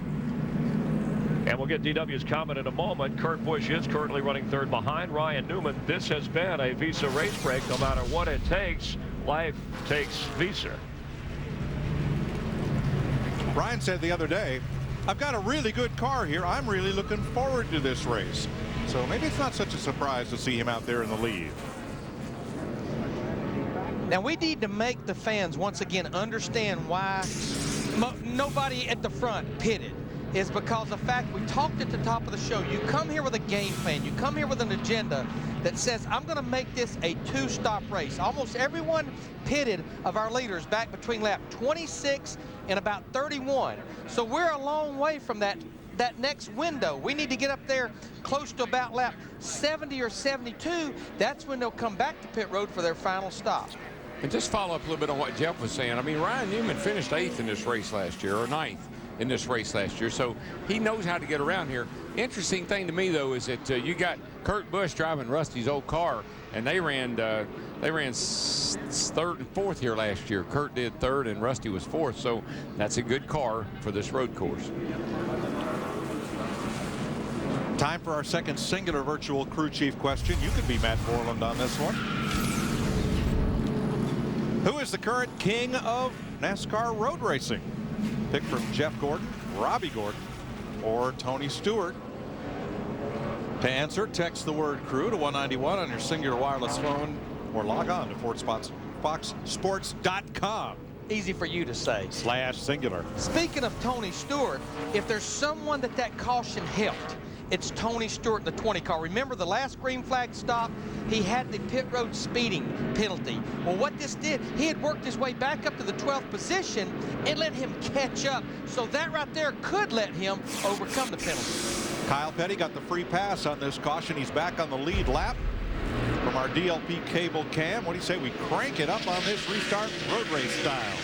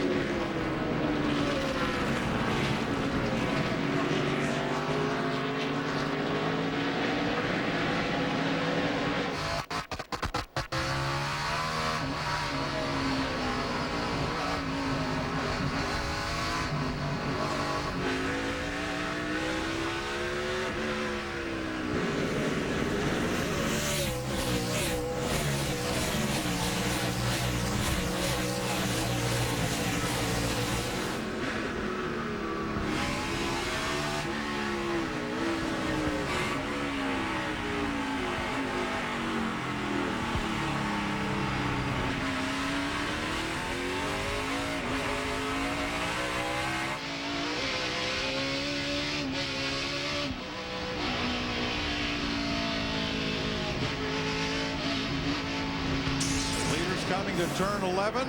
Harvick under attack from Kurt Busch. Kurt's hard on the brakes, man. He had a look inside of Harvick getting down in there, but he decided couldn't quite make the pass without getting into him, so he had to get on the brakes pretty hard there. Smoked the tires. Seen that a couple of times out of that car.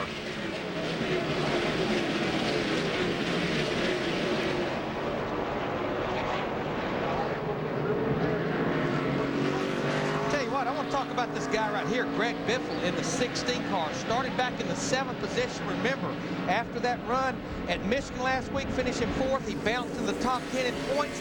He's working on the heels of 6 consecutive top 10 finishes, and he's trying to back it up here because he has 3 starts with no top 10 finishes. He's certainly trying to change that today. Now that flat tire may have cost Denny Hamlin. He might fall out of the top 10 in points today. Kevin Harvick led some of this race, now running up in 2nd place. Steve Burns in his pit. Mike, under caution, Kevin Harvick said, I'm loose on this set of tires, especially coming down the hill. The 41 car is spun on the racetrack. Everybody gets around and dodges Reed Sorensen at turn 7. No caution. See if Sorensen, he can get refired. A little damage in the back. Got spun out there, Jimmy. 4.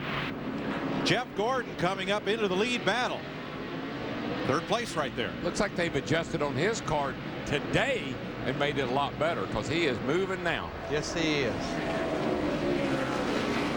Well, let's see who may have gotten into the back of Reed Sorensen's target Dodge. See a little damage back there in the rear, so I got to believe somebody got down in there a little hot. Whoops. Number 26 car looked like that's turn 7. It's great passing place, but you got to give the guy, everybody's got to work their way through there. Now Ron Fellows is in the pit stick. And that's for a flat right rear tire, Mike. But boy, what a struggle these guys have been on. Car owner Cal Wells told me this morning he had spent in excess of $400,000, more than he ordinarily would spend to get into an automobile race, just to try to win this thing. His driver, Fellows, has won in NASCAR's Busch Series, in the Craftsman Truck Series, finished second twice in the Cup Series. But with all the problems that they have had today, the most serious is the chassis. That expensive new chassis just hasn't hooked up. Well, the biggest. Gordon in the 24 on the move. DW said the car loose everywhere. Meanwhile, the other Gordon, Robbie, runs in the 7th position in the 7 car. He's going to have to be patient until their final stop. He came on the radio extremely upset at Boris Said. Contact, he said, to the left front corner, possibly messed up the toe. Definitely, he says, messed up the aerodynamics on that left front corner. The car pushes like a dump truck. Leader Ryan Newman has company coming. Jeff Gordon has climbed to 2nd spot and Kurt Busch to 3rd. Kevin Harvick back to 4th. And just to go back to Ron Fellows, what Ron Fellows needs is what Tony Stewart got a while ago. He's still on the lead lap. He just needs a caution to get caught back up. But he needs it pretty quick because this race is going to go by in a hurry. I tell you, it's going to go by in a hurry when that 24 jumps up there and takes the lead because he's setting a blistering pace right now. And they have definitely improved his car. And no question about Jeff being a great road racing driver. So he's coming up there. He's going to get the lead here shortly. Newman's lead 1.1 seconds. Whoops, back Scott there. Pruitt. Everybody gets past. He was trying to get it going again. And that's turn 7. Stay on the bottom there. Once again. Now Scott was running in the 16th position, so he's going to go all the way almost to the back of the lead lap cars.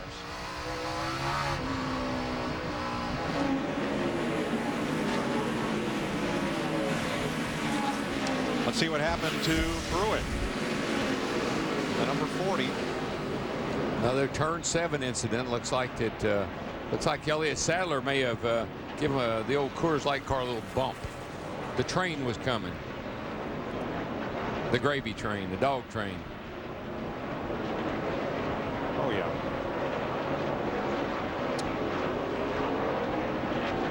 Boy, a lot of cars just squeaking by. Listen to this here.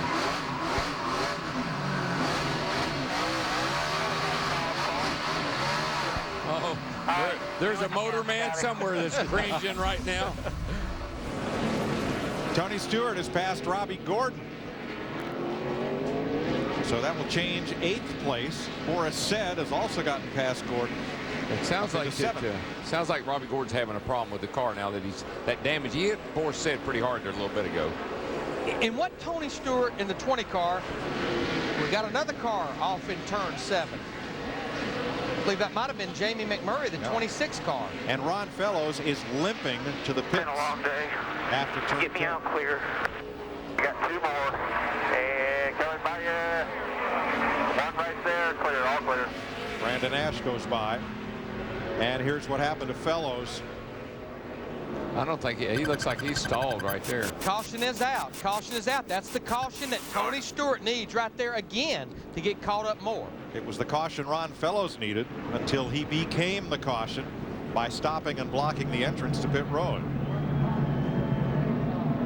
Looks like Stewart's got a good bit of damage on his left front fender too.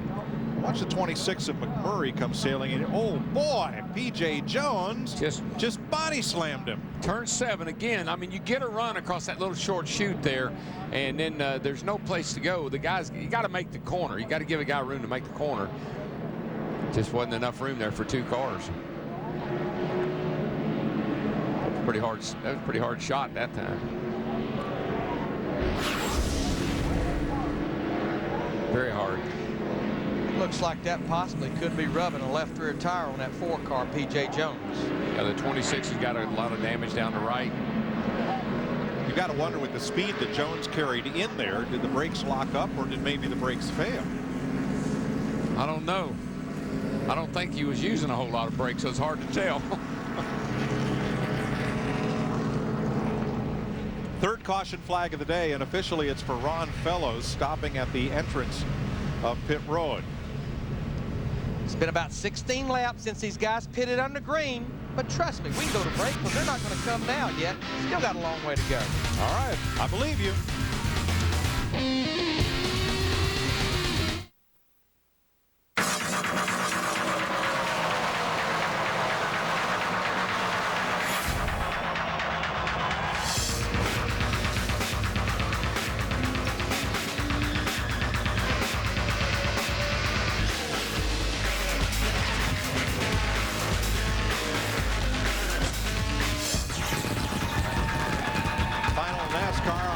Race of the season next Saturday night under the lights. Daytona International Speedway, the Pepsi 400. Oh yeah, we do a little racing, we do a little wrecking, we're having a big old time. 47 laps complete. Ryan Newman, the leader, under caution, down to Jeff Hammond at our Ford Fusion cutaway car. We've been talking all day long about transmissions and brakes and how important all that stuff really comes into play. When you come here to Sears Point, or Infineon as they want to call it, bigger brake pads than ever. These guys come in here with so much more brake pads, 6-piston calipers, special transmissions, I mean synchronizers. But the problem right now we've been seeing here lately is things breaking. It could break. Already had a problem here in the rear gear area with a guy wheel hopping, possibly breaking this rear end gear. So many things can go wrong on a road course, and as you well know, DW, it's up to that driver to take care of it as we get ready to go back to green. Yeah, a driver really controls his own destiny here more than anywhere else because of all the things that he has. He has hold of the gear shift, he has hold of the accelerator, brakes. He controls all that stuff more here than anywhere else. Back to green. Ryan Newman leading Jeff Gordon, Kurt Busch, Kevin Harvick, and Greg Biffle. 3 of our road course ringers having problems that last lap. I'll tell you one thing, these guys are not timid today about beating on each other. I wouldn't do that to Tony if I were you. Typical now. Clear. 7 in your mirror. Tony was pretty hard on old Boris right there.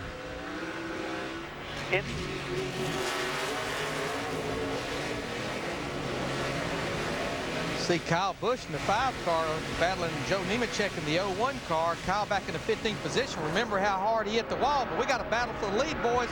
Jeff Gordon in the 24 car all over the back of the rear bumper. Ryan Newman in the 12. Hard to make passes right where he was. But watch Jeff. He'll get a little run. He'll fall back here just a little bit. Now he's going to come down here to turn 10. He's going to close up right here. Try to get underneath the 12. Get good run off of turn 10. Look to the inside. And try to outbrake him getting down in here, and he does. Take the position away if he can get that good forward bite off the bottom. And he will win the battle off of the last corner up past the start-finish line. Gordon will lead this lap. He had to clear Newman before that left-hander, though, or that would have put him on the outside instead of the inside. You say hello, Newman, and I say goodbye.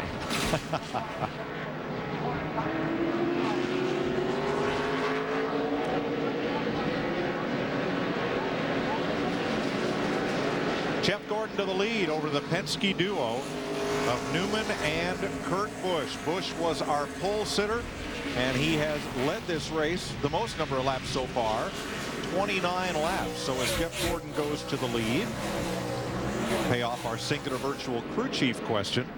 Who is NASCAR's leading king of the road? Tony Stewart. He has been lately. Four in a row here. Congratulations, Russell Tilson, who will win Jeff Burton's payday next week in Daytona. Nice prize. Winner of our singular virtual crew chief sweepstakes. is we're riding with Jeff Burton in the 31 car. Now, right now, he is in the 11th position. We know when we got to that first set of green flag stops, Stewart locked it up, got loose, gets in the side of Boris. Oh no, this is going on. This started now, a little bit ago. Right side. That was war. Yeah, they're just kind of trading a little paint right now. They just started back there when Tony sort of used Boris up. Boris was kind of using Tony up that time. Now there's one back, the 31. He'll race you clean.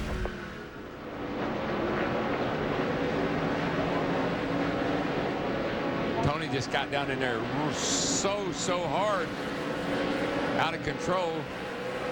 I have to give Boris a lot of credit. He showed a lot of restraint right there because he's not racing for the championship, and he knows Tony is.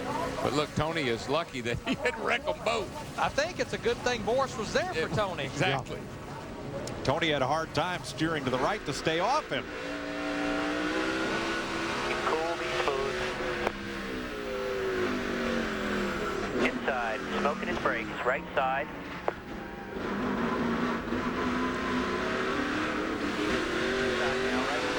Side. Well, did that leave Tony Stewart with a damaging tire rub? Well, that smoke that's definitely where that smoke's coming from, and that tire's been in there pretty hard on the left front. Where there's smoke, there's tire. No, there's Tony.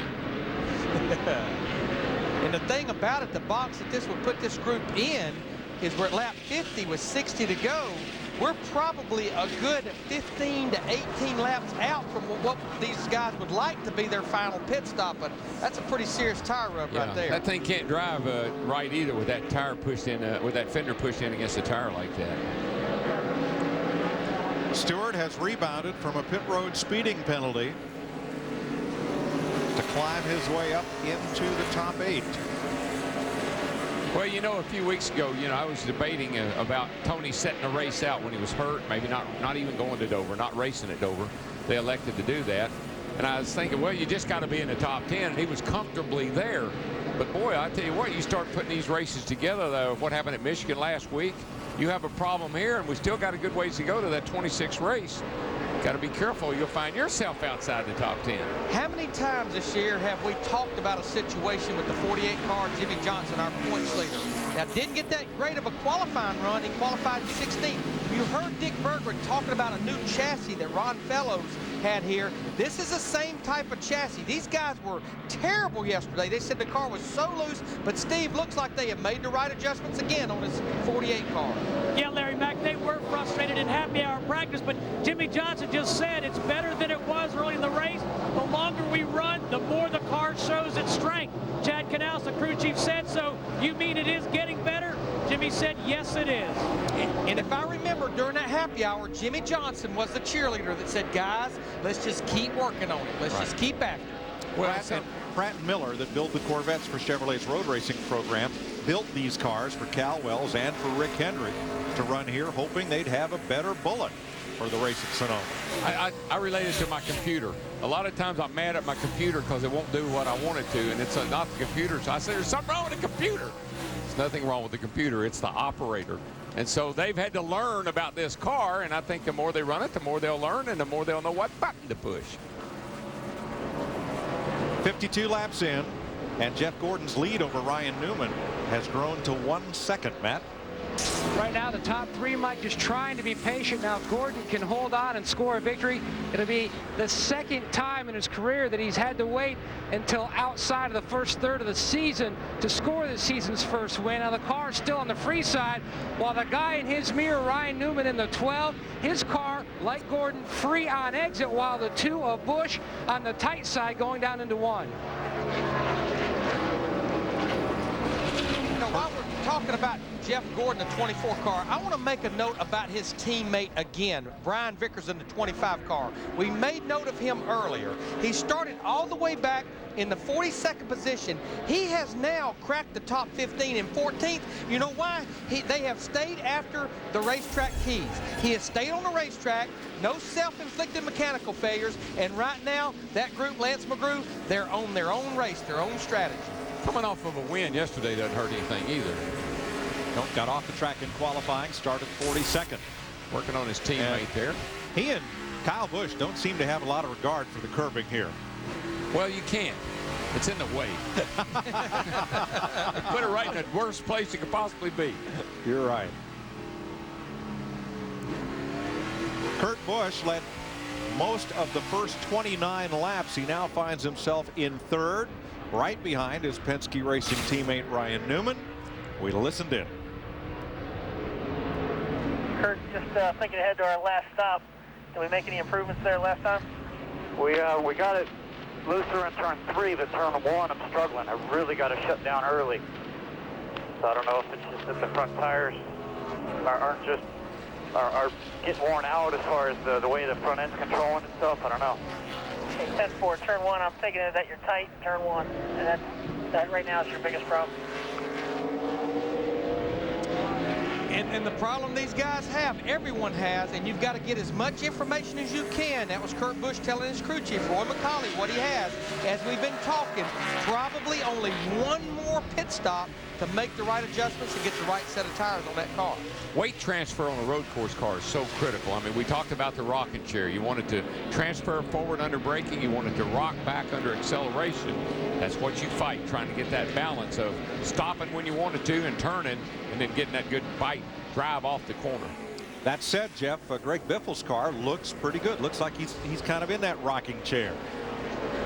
Mike, he really is. Got a chance to talk to Doug Richard earlier this morning, and he said, man, you just don't understand how much better this week has been than a year ago. They had a lot of problems in qualifying a year ago, wound up starting back at like 40th, couldn't get back up to about 14th, and they felt like if they had a solid qualifying effort, which they did, that he could keep up with these guys. Doug was very confident. He said, Greg is kind of underrated, I think, as a road racer, and so far he's given me good information. He's been smooth. And the key thing, Larry McReynolds, he's kept that 16 car on this surface all day long and been very smooth. Oh, yeah, he has. I mean, we've seen him out of shape a few times, as we've seen almost everyone. This place is so slick right now, but great job by Greg and Doug. It is, and that takes a lot of people to make that happen, because we know how aggressive Greg Biffle is. He likes to hang it out. He'll brush that thing up against the wall. He'll put a fender under you in a heartbeat. So you got to have a lot of people coaching you to come here and be disciplined to run this race. Now, Darrell, look at this group coming, led by Tony Stewart right there with Boris Said behind. Those two just passed Robbie Gordon a lap ago. And Said, ever since that big bump in turn 11, he's been scrambling, trying to get back to Stewart. He is, and he's there now, and I'd keep a real close eye on those two, because I'll talk to him after. He's going to hear from me. I think I'll rest my case. I know what Boris just said. Professor Said said. Jeff Gordon leading with 55 laps complete, halfway. You can't fear anyone or any track.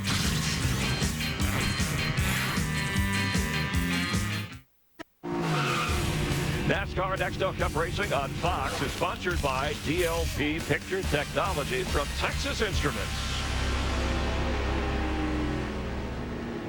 We're under caution for the 4th time today as our DLP camera shows you the stacks of tires that protect turn 11.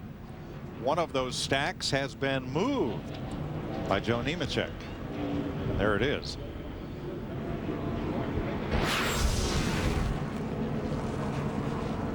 Oh, yeah.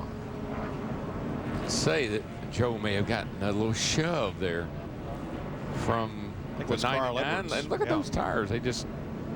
Nice 2-point landing. Let's see what happens here. Here comes the 99. He got loose on his own. Poor Carl. He's 21 car earlier in the day. We thought he may have had something. He didn't have anything to do with that either. Good job, Carl. Sorry, Carl. Wish we had an onboard camera, though. And a tough break for the Army car of Joe Nemechek. Now, we told you and showed you earlier that Tony Stewart had gotten past Robbie Gordon, and so did Boris Said. We didn't show you how it happened, but now we can. It was turn 11 once again.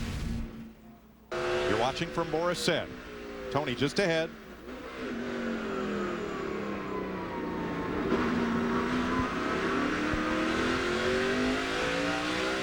Punt, pass. A little rough out there.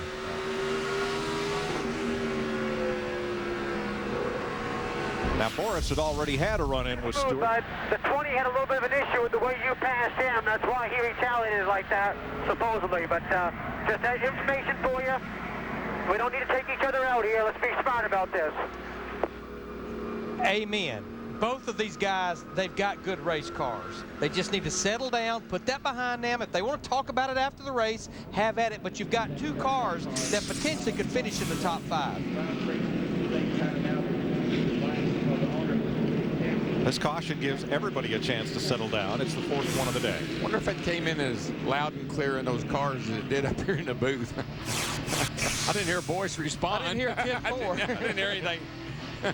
Now let's talk about this caution right here. We've got 51 laps to go. We're still about 10 to 12 laps away from that window we've been talking about that would let these guys make a pit stop that would make it to the end without stopping again. I still firmly believe that most of these guys in the top 15 or 20, they're still on their game plan because they know probably everyone up there will stay out, so you'll be on equal tires. So we'll expect everybody to follow the Dodge Ram.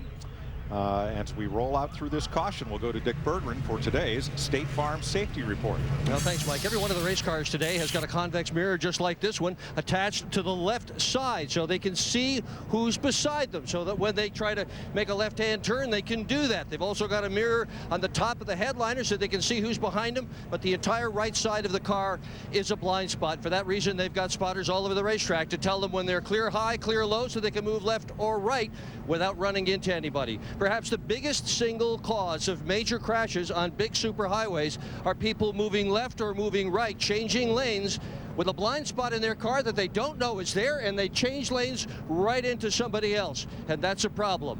Look twice. Your car almost certainly has a blind spot, especially for a motorcycle. Thanks, Dick. There's one of those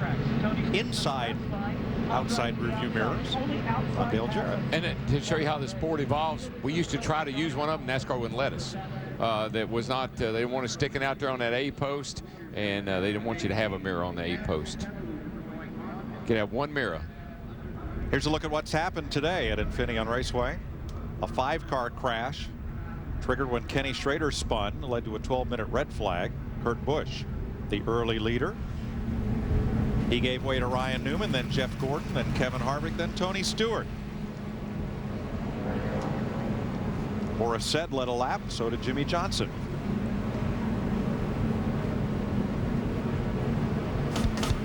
Nobody bites for pit road.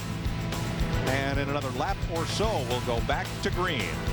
You're watching the Dodge Save Mart 350 on Fox. Today's aerial coverage brought to you by Vegas.com. For the best deals on rooms, shows, and more, book now at Vegas.com.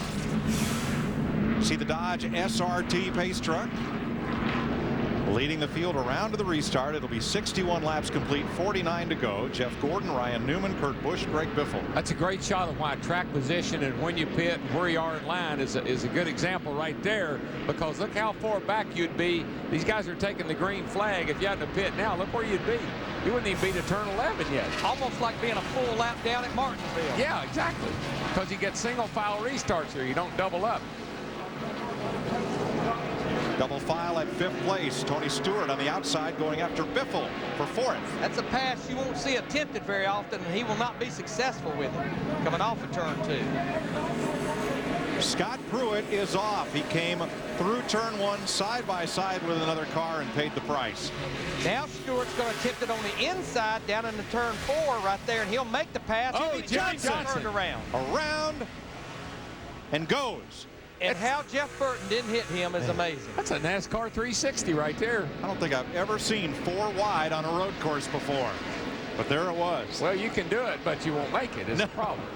They all got through.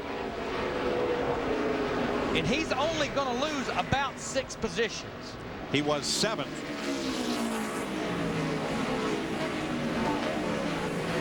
Now he's 14th. In right in front of his teammate Brian Vickers in that 25 car. His biggest problem is I think he probably made his tires pretty mad.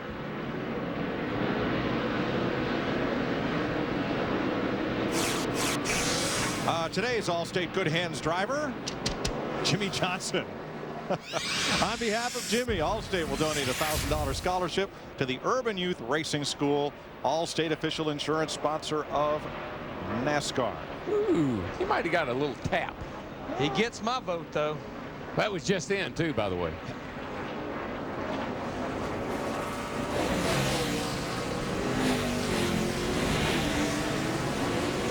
Another miraculous save by Jimmy Johnson. Dale Jr. very unhappy with his race car, and he is on pit road for tires and maybe an adjustment. And this is too far out of the window. 48 laps to go. This will not take him to the end. But just to update you on our leaders right now, I think we'll see most of those guys on pit road in about the next 9 to 11 laps for what would be a final pit stop of the day. Robbie Gordon just got into the back of Kyle Busch and made the pass. They were racing for 8th place. Yeah, Kyle's got a problem. He's real slow over there. And now you see Scott Pruitt. They're still there. Oh, Easy. boy. I think that's the problem Dale Earnhardt Jr. ended up having. Yeah. Pruitt hit 4 cars in one corner there, not intentionally. And here's Robbie Gordon trying to get past a fading Kyle Busch. Tell you what, Kyle Busch did a good job of hanging on to that piece. Like a zoo over there. Bunnies, tigers. Oh, my. But now Kyle Busch in the 5 brings his car to pit road with 47 laps to go. Again, I think that's a good 5 to 6 laps out of the window to make it to the end. Look at how tight this lead pack is. Oh, yeah. This 12 car, Ryan Newman, has been nipping away on the back bumper of that 24. 24 has lost a little bit of his advantage he had there a while ago. I'm pretty impressed with both the 12 and the 2 today. They've been very up front the whole day, right there in the top 2 and 3. But by the same token, the 2 best road racers, in most people's opinion, the 24 and the 20, are getting closer to the front and closer together. Obviously, the 24 is leading, but here comes the 20, inching his way right in the picture. And he has had a very eventful day. Yes, he has. Speeding on pit road under the first pit stop. A lot of damage on the left front fender. The tire was rubbing for a while. And this 5-car battle is about to be 7 as Harvick and Said close up on the leaders. Meanwhile, 8th place Robbie Gordon drops off to the pit lane. Matt? And it seems like Robbie's day took a turn for the worse ever since he had the contact with the 60 of Boris Said. The car hasn't been the same. And you see on the right side of your screen, Robbie making his way to his pit stall. Thought he might have had a tire going down. They're also going to try to work on the cosmetic issues of the fender. You just can't work on it right now. You got to make this stop and get out of here. Again, this stop will come for Robbie Gordon with 46 laps to go. Not known for getting great fuel mileage. This, I think, again, he's going to have to make one more stop for fuel near the end. Reed Sorensen, also a quick stop. I'm very impressed with Ryan Newman, for a fellow who came out of the Midwest racing open wheelers on oval tracks. He is really showing some road course prowess today. He's actually got a lot better car than Jeff Gordon right now. But the problem is there's only, again, 2 places to pass. They just went by one of them. The other one's up there at the top of the hill at turn 7.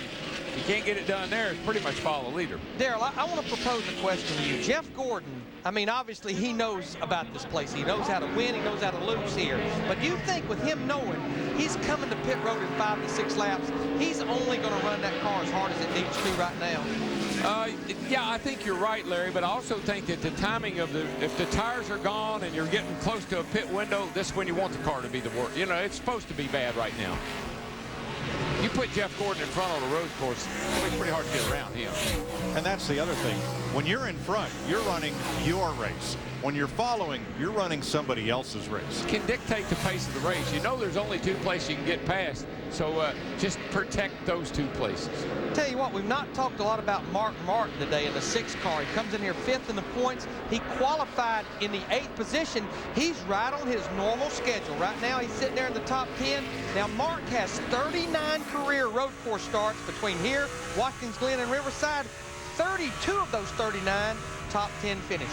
You look in the record book, Larry, you look at top 5s and top 10s, most of the time you'll see his name right there. Whoa, Mr. Inside becomes Mr. Outside. Tony sent it in there, but it's hard to make that. Yep, Kurt was not going to give him the corner. Hard to make that stick. Tony had quite a run, but Kurt would not give him the inside. Jeff Gordon, Ryan Newman, Kurt Busch, Tony Stewart, all but nose to tail with 66 laps complete. Leaders making pit stops. Kevin Harvick, 4-tire change in maybe a little bit early. There is Kurt Busch, the pole sitter. Matt? Pole sitters in. They've already made the chassis adjustment. You heard him say on the radio earlier, his biggest issue was down in turn 1. Finally away. 15.5 seconds. And I believe we're right there at the edge of that window. I think they can make it here. If they couldn't, they wouldn't have made a pit stop. This race is doing what it historically does. A lot of cautions early, long greens, a lot of green flag pit stops, then cautions late. So right now, if you're in your window, I think you're going to be okay. Now, Dale Jarrett was just coming out of the pits, along with Jamie McMurray and Carl Edwards. Got one coming. Bobby Labonte is in the pits. Jarrett will get going. No caution flag. Here's clear. Blaney, who just exited Out on pit the track. road. And so Jarrett spun coming up the hill. Now here's Ryan Newman and Greg Biffle on pit road. There is no caution flag for Jarrett, Steve.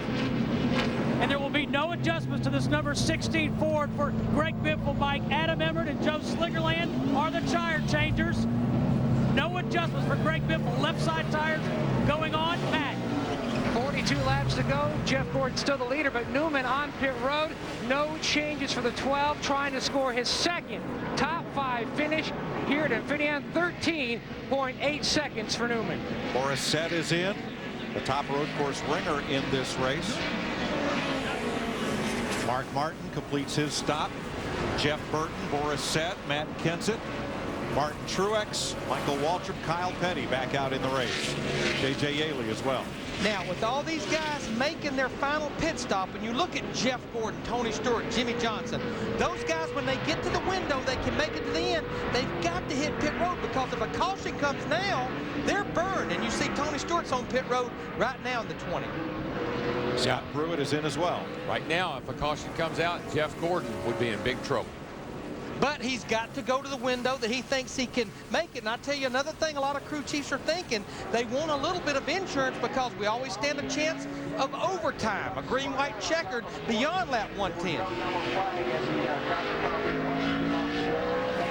So Gordon stays on track. Stewart has given up the lead. Here he comes to his pit stall. Matt.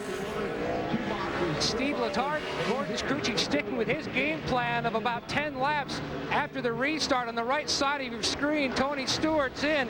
Now, Greg Zipadelli was told by Stewart, don't be shy, take a big swing at it. We really need to get this car to turn better on the right-hand corners. We over-adjusted on the last stop, 14.9 seconds for Stewart. Gordon should be in next time. And if you notice, they didn't spend a lot of time working on those fenders on that 20 car, because they didn't want to give up that much time on the racetrack. No, just enough to get a little clearance there in the front of it. That's all it needed. Clint Boyer has made his stop. Gordon is still the leader. He has the fastest lap of the race, and now here he comes to pit road. The pit road speed limit starts right there. Jeff? Mike, we've been talking about you've got to get to where your window works. But the key thing here right now, guys, and we're going to see it as these pit stops kind of play out, is having to try to get to those windows. It could put you way back down in track position. It could also hurt you. So, you know, it's going to be interesting to see how good Jeff Gordon and Tony Stewart are coming back through traffic right now. And Matt Yoak was down there, I think, in the 24th pit. Matt? Now, Gordon's team will make an air pressure adjustment on the stop. Gordon said the car was loose, really bad on the lefts, not as bad loose on the right, so they're going to try to correct that with an air pressure adjustment for the 4-time winner here at Infineon. Great stop on the DuPont guys. 13.9 seconds, great stop.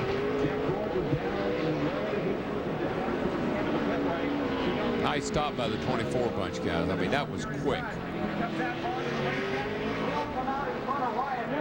Ryan Newman right with him after pit stops. Just like they went in. Yep. Greg Biffle is there. Stewart is there. Johnson being shown as the leader right now. Now they're trailing Jimmy Johnson by 5.5 seconds. Jeff Green has made his stop. So has Denny Hamlin.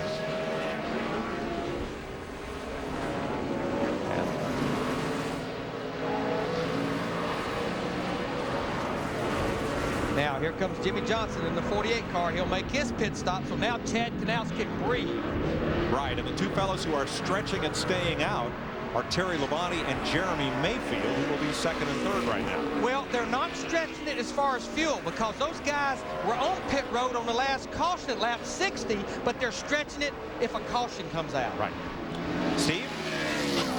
And Chad Knaus telling Jimmy Johnson to be very careful of pit road speed. 4 tires for the 48. Jimmy Johnson gets a drink. Don't see any adjustments. He gets a clean windshield. The tear off comes off. Now tires to the left side of Johnson's Chevrolet. No adjustments. 4 tires and pack full of fuel for Jimmy Johnson. And on your left, the 8th different leader of the day is a man who is one of NASCAR's all-time best road racers, Terry Labonte, who's driving the DLP Chevrolet today for Troy Aikman and Roger Staubach. And again, Terry can probably go to about lap 100 on fuel with about 10 to go. But we know he's going to have to make one more stop. Let's ride along with Terry, Darrell. He's always impressed me with his smoothness in a road race car. Yeah, you can hear him work the throttle. The car is nice and stable. You don't see him, he's not even using up the whole racetrack. And you got, he's reaching over with that right hand, grabbing that shifter. Looks pretty casual in there right now. Feels pretty comfortable leading this race, I'd say. He's not under any pressure. Hard braking down into turn 11. A lot of wheel. Accelerate off the corner. Nice and straight. And here the cable cam's going to pick you the DLP. Cable cam gets the DLP car going down the start-finish line. Wow! What a shot. I love it when a plan comes together. Terry Labonte in his final season of Nextel Cup racing and a career that's produced 2 championships is your leader in Sonoma.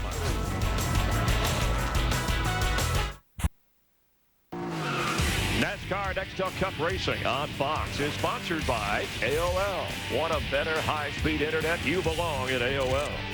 By Ford, bold moves. By Rocky Mountain Refreshing Coors Light, taste the cold. And by Pizza Hut, home of America's favorite pan pizza. Go for the good stuff. Terry Labonte leads with 37 laps to go here in Sonoma. A Visa race break, the 4 road course specialists, and none of these have ever won this race before. Let's check on road scholar Scott Pruitt, having some trouble spinning out, falling back to 30th. Road rage here. P.J. Jones into Jamie McMurray. Ron Fellows having trouble stalling at the entrance to pit road. And Boris said the only one of the road specialists to lead a lap today, getting into it with Tony Stewart. Boris said currently running 9th. This has been a Visa race break, and about what it takes, life takes Visa. And Jeff, we have not had too much other than Boris said threatening for the lead of this race. No, we really haven't so far. Watching the timing and scoring, keeping an eye on Terry Labonte, who we know has got to come to pit road. Jeff Gordon is just, really starting to flex some muscle here late in this race. Ryan Newman's trying to keep pace, but so far they got him on and off pit road without any kind of issues. And Jeff Gordon, again, the minor adjustments they made early on, he looks like he, if you want to win this race, you've got to go up and take it away from him. Well, he's the king of the road, leading in his 10th race this year, but he's yet to win a race, and only twice in his career as he started out the first 15 races without getting a win. Hoping for that today, moving up to second ahead of Ryan Newman, right behind Terry Labonte. Let's rejoin Darrell, Larry, and Mike. See a lot of folks at the races across the country using the Nextel fan view, including some of our Fox Sports staff. And interestingly enough, some of the race teams use it too. You can get a lot of interesting stats on there. Follow your favorite drivers' onboard cameras. Listen to up to 3 minutes of past audio on the rewind feature. And yesterday during practice, David Gilliland's team all had fan view screens, and they were getting their practice lap times off of fan view. Pretty neat trick, and you can rent that for use at every NASCAR Nextel Cup race. There's the Dutch Quality Stone car of David Gilliland, a Dodge. He is running in 37th. He is 1 lap off the pace right now. Robbie Gordon was, gosh, kind of always left. He would not turn when he got on the pit road. Hit the wall. He'll try to nurse it to his pit stall. Cut tire and maybe trouble in the steering. Saw him coming down through the shortcut back here. Let's see if we can figure out what happened to his tire. He may have just locked it up and blown it out.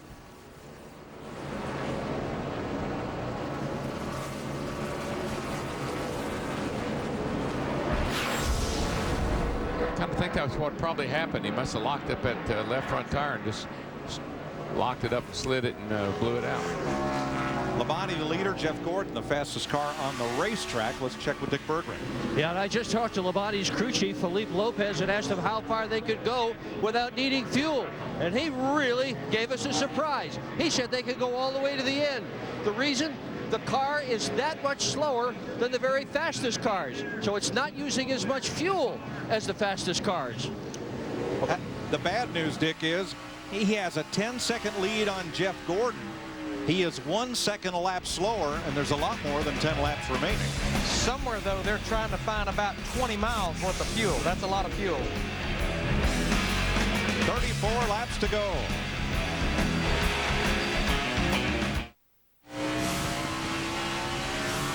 This is the 21st time that Terry Labonte has led a road course race in NASCAR, but look how that lead has shrunk over Jeff Gordon in the last 4 laps.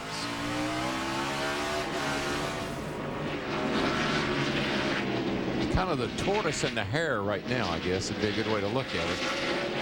Labonte has 2 victories on the road course as Gordon works on P.J. Jones, who has gone 2 laps down. PJ had a radiator problem and was running hot several laps ago. But he's now back up to speed. But I have noticed that Jeff Gordon's car, about halfway through, for the first half of the run, is pretty darn good. But the last half of a run, seems like he has trouble getting around slower cars, doesn't handle quite as good. And back there, Ryan Newman is the 3rd car back. He seems to be able to chase Gordon back down, and Tony's not too far behind Ryan Newman. 4 cars out of the race in the lap 1 crash: Schrader, Marlin, and Hubert. And they are now joined by Robbie Gordon. Let's find out what happened to Robbie. Even in disappointment, Robbie just finished signing some autographs for some fans. Robbie, first off, the incident with Boris, did that knock the toe out?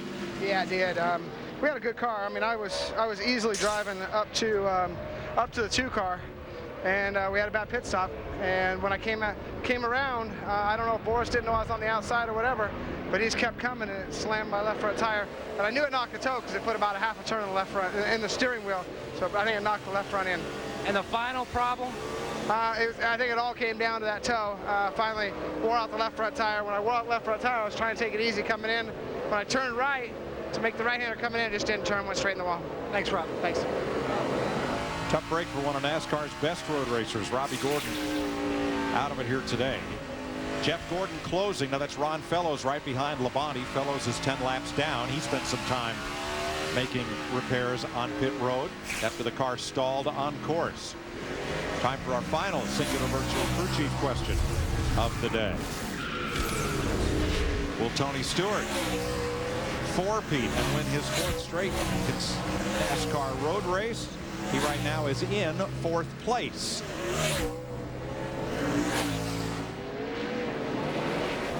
And he's 9 seconds off the lead. 3 seconds behind Jeff Gordon, who is 2nd.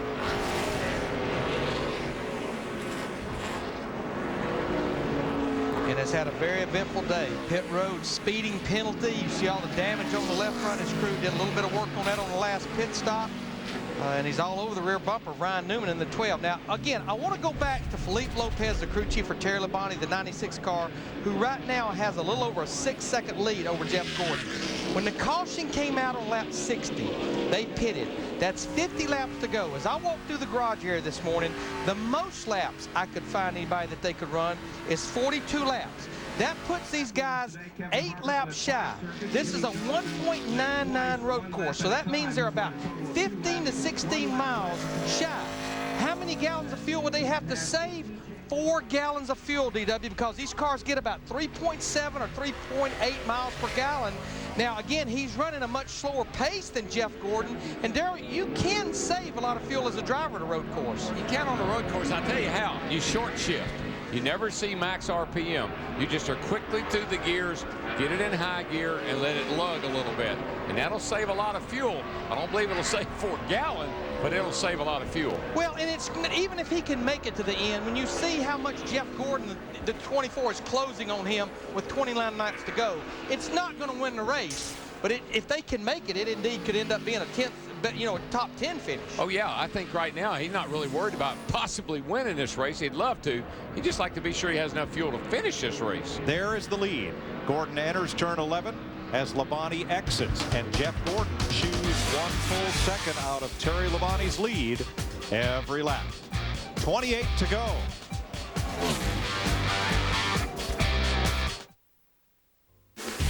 NASCAR Nextel Cup Racing on Fox is sponsored by UPS, proud sponsor of Dale Jarrett's 88 Ford. UPS, a proud sponsor of Dale Jarrett's. For how much longer? Fastest cars on the racetrack right now, Jeff Gordon, Tony Stewart, and Boris Said. Gordon is second, chasing down Terry Labonte. Stewart is third, not able to make any inroads on Gordon. He's about 5 seconds behind the 24. And Boris Said is in 7th place, chasing Ryan Newman, Greg Biffle, and Kurt Busch. There you see Kevin Harvick, who limped into the pits 1 lap ago. All 4 tires were up, but they changed and sent Harvick back out, Steve. And Mike, Goodyear tire engineers are looking at it along with the members of the 29 team. And it looks like the tires were fine, but in fact the problem was a loose right rear wheel, loose wheel.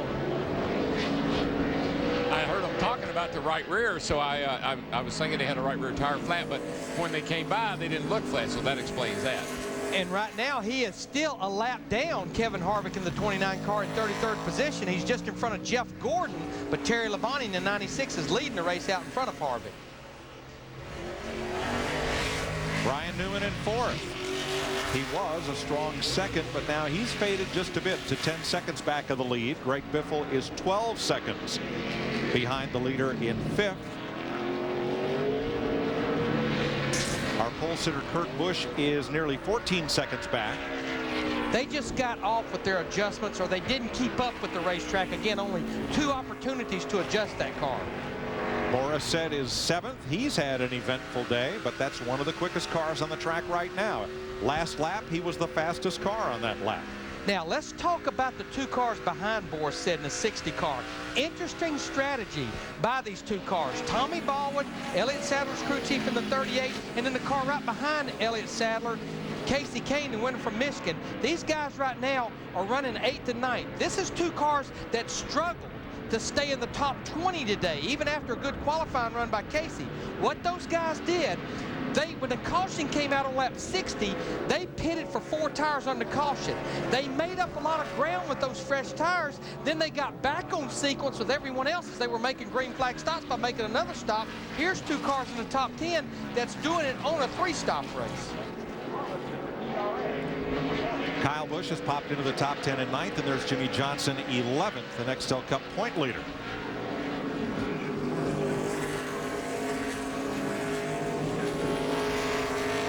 Johnson's had a pretty uneventful day compared to some of the things we've seen. Well, he did have that one spin. I mean, you know, remember when he got spun around down there, but he did the 360 and kept on going. I'm surprised he's running in 11th place with that little incident he had, but they did good pit work. He's led the race today. Outside pole sitter Jamie McMurray had a big fright on the very first lap, turn 2, got off in the dirt and spun all the way around. Went back to 39th. Climbed back into the top 20. Heard him say that one time, boys, it's been a long day. And that was at halfway. Right.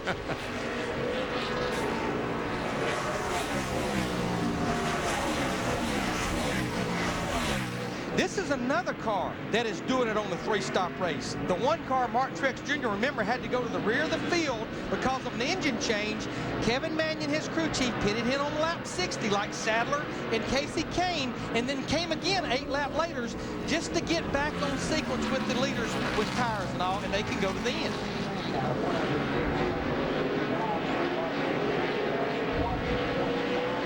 Two of the Roush cars running nose to tail. Mark Martin, Carl Edwards in 12th and 13th. And Terry Labonte has been caught by Jeff Gordon. Let's go back to Labonte's pits, Dick. And Terry Labonte has Felipe Lopez, his crew chief, in his ear, reminding him to save fuel. The last time he pitted was lap 60. The other thing Labonte keeps hearing from Lopez is what he has got to do in order to earn a top 10 finish this year. This car, owned by Troy Aikman and Roger Staubach, best finish so far this year, a 16th at Pocono. So that would be forward progress. Another interesting story about the 96 car. Now, I'm just going to lay the elements out there. One thing that you can do at a road course is you can run a little smaller carburetor. Remember, this team had the rules infraction at Daytona because of having a smaller carburetor there. You can't do it with a restrictor plate, but you can do it here at a road course, and a lot of people will do that for 2 reasons: fuel mileage and lack of forward bite with the rear tires. So Jeff Gordon has become the leader. Once again, he's led 22 laps. Kurt Busch has led 29, and still a lot of different scenarios and strategy to play out on the left-right turns. Fox Sports, glad to have you watching NASCAR with us from Northern California. The aerial coverage brought to you by Vegas.com for the best deals on rooms, shows, and a lot more. Book now on Vegas.com. 20 laps to go. And no matter where you view the race from, Jeff Gordon is your leader, the king of the road and the king of Infineon Raceway. Some fans taking in the race and getting ready for Pebble Beach one day, which is not far from here out of turn 4. These fans, a little shade in the 80-degree temps, low humidity, but able to catch the race. Yeah, some more viewers right there up in turn 4. Right, that's my favorite place is the racetrack. Good place to pass. And if you're not careful, you'll be spectating as a driver, right? Yeah. If you don't pay attention to what's going on here, my friend, you will be off the course and up where those fans are watching you. 8 leaders, 9 lead changes, 4 cautions, 4 cars out of the race. And Jeff Gordon, who, as Darrell Waltrip told us on the pre-race show, getting engaged prior to this race. A special engagement for him, maybe his first win of the year, just 19 laps away. Well, it looks to me like right now he's trying to put a fitting period to that announcement, but he is really running well right now. He's starting to stretch out on not only Terry Labonte, but as well as the 20 car of Tony Stewart. And Tony Stewart may be having some problems running third. Let's rejoin the guys upstairs, Darrell, Larry, and Mike. If he is, Chris, it's not apparent to the stopwatch. His lap times are mirroring Jeff Gordon's right now. I don't know. About 80.1, 80.2 seconds. A little smoke. I see smoke, so he's got a valve train problem. Saw a couple little puffs of smoke. See, it's starting to trail smoke. Those puffs, that's a valve tagging a piston. We still got a long way to go around this 1.9-mile road course. 18 laps, that's a long way to go. Yeah, she's laying down, Larry. I don't think she'll go long. When they start doing that on a track like this, it's usually terminal. Well, 73% of you thought that Stewart's reign as road course king would end today. And thus it appears. With 18 laps to go, what are they saying in Stewart's pit, Matt? Mikey has swapped ignition boxes, down a cylinder. He knows he has a number of laps he has to try to nurse this car home, but you can see the smoke is getting worse and worse on the 20 of Stewart. If he falls from the race right now, he would finish 38th. And with the wreck at Michigan, the wreck at Lowe's, in 2 of the last 4 races, he has finished worse than 40th. So he's going to be right back there if he falls out with those other 2 finishes. That makes the decision, Larry, in my mind, to start that race at Dover, even though he didn't feel like it. It makes that look even better than it did at the time for that very reason. I thought, you know, he is solidly in the top 10. Why risk it? You just want to be in the top 10 when you get to Richmond on a 26 race. To start to answer the question here, he needed those points. Stewart came in here 6th in the Nextel Cup standings with a pretty decent margin. Certainly enough to keep him in the top 10 leaving here. You could hear him when he came by our low shot right there. She doesn't sound too good. Ryan Newman 3rd, Greg Biffle 4th, Kurt Busch 5th, and now Boris Said moves into 6th with an easy pass of Stewart. But did you see, Tony? He didn't cut Boris any slack. That is so reminiscent of Earnhardt. It didn't matter what Earnhardt's car was doing or where he was. If he had a little something on his mind, he kind of let you know he hadn't forgotten about it. And he had a very good memory. He did.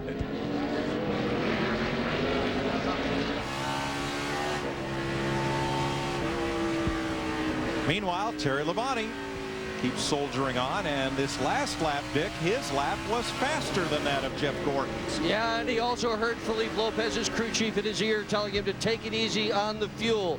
The computer here in Labonte's pit shows that he will run out of gas going down the last hill of the last lap and have to coast to the checkered flag. That's how close they're calling it.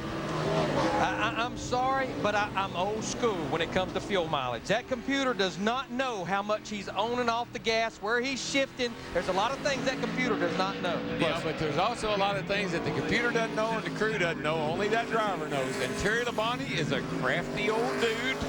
And I'm telling you right now, he can milk that thing. Running out, coming down that hill is not going to do you any good, though, because you can't make it back. Another thing that computer doesn't know is uphill from downhill. And if you run out going uphill, you're not only run out, you're out. That'd be an uphill climb, wouldn't it? It would be a bad day. NASCAR Nextel Cup Racing on Fox is sponsored by the auto parts experts at AutoZone. Get in the zone. AutoZone. By Coca-Cola, the official soft drink of NASCAR. By State Farm. Great service and great rates. You can get it all from State Farm. And by Budweiser, the official beer of NASCAR. This is Budweiser. This is beer.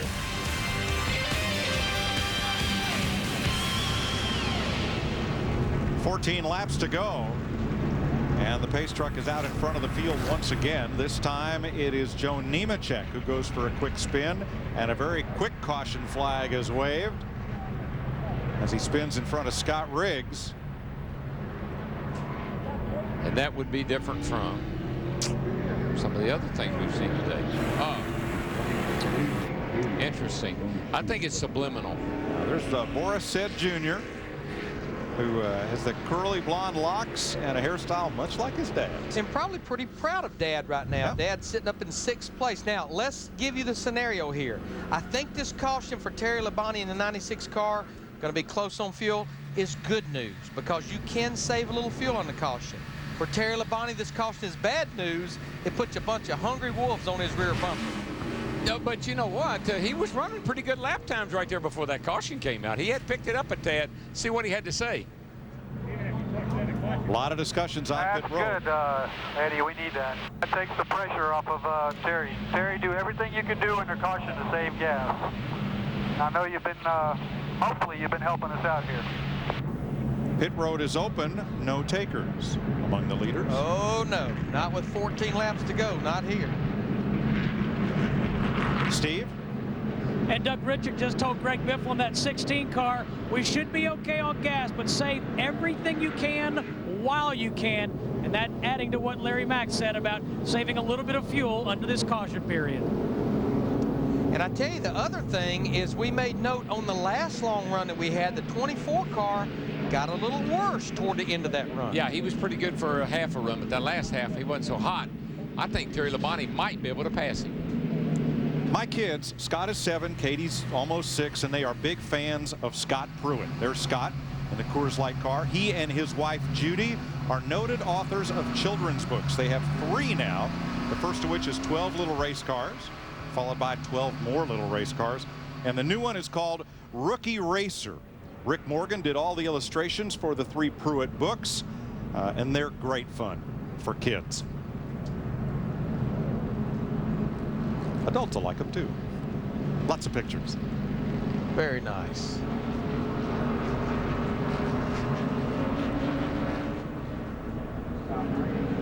"13 laps to go. There's There's Pruitt, who's in 22nd place. One of 32 cars on the lead lap. 5 caution flags today. Considering he's been in about everything that I can remember. He was in that first wreck. He was spun out about 3 times, and to be sitting there in 22nd place, not too bad a job for Scott. Jeff Gordon's led twice. He's the leader right now. Point leader Jimmie Johnson had a big spin at turn 4, but continued. And I don't believe we've noted Dave Blaney out of the race. He'd been running at the conclusion of 33 Nextel Cup races. He's not officially retired, but that car's up on jack stands being worked on in the garage. It could be a stretch. The other car that this caution may help, still a long way to go.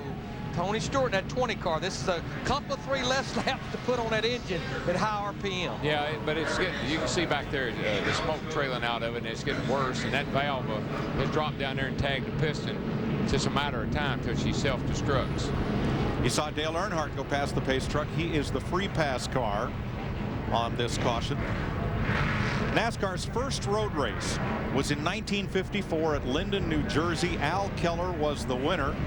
The field of 43 cars included 1 Morgan, 1 Porsche, 1 Austin Healey, 4 MGs, and 13 Jaguars. And Keller's Jaguar, owned by noted New York band leader Paul Whiteman, a good friend of Big Bill France, was the car that went to victory lane. It is the only time a foreign manufactured vehicle has won what is now a race in the Nextel Cup Series. That was the first NASCAR road race. Today is the 100th. That would be a pretty nice honor to say I won the 100th road race in NASCAR. Sure would.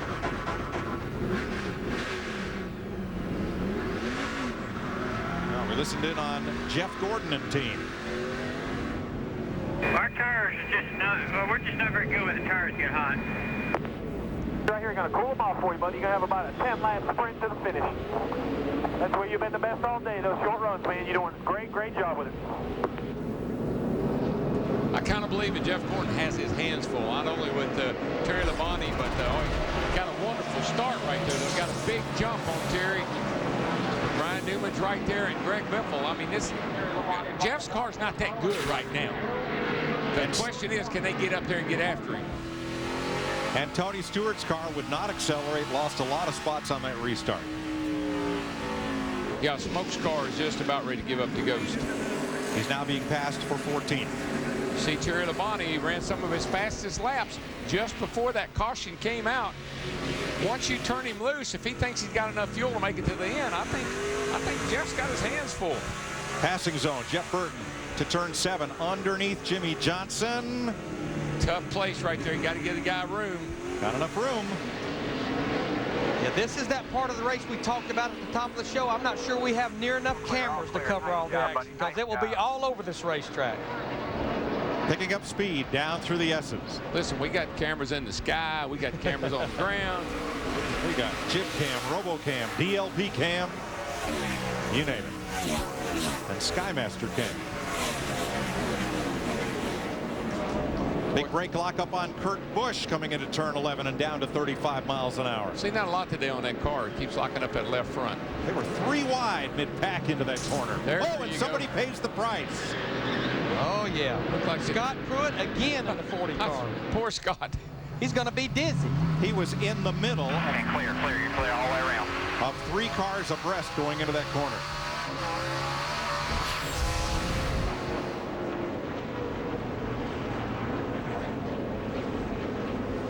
Yeah, getting a little busy right here.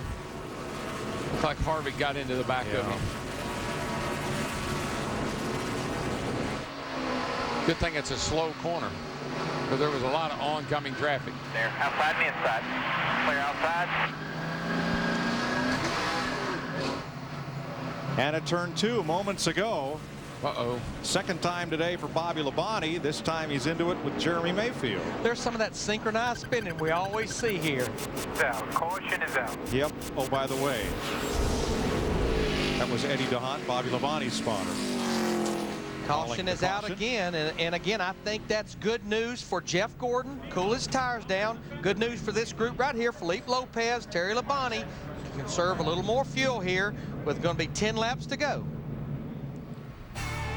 Scott Riggs who is driving with bandaged feet because of a Sea-Doo incident. He was trying to unload his Sea-Doo in an oyster bed, cut up his feet, but he's out there running, and he gets the free pass.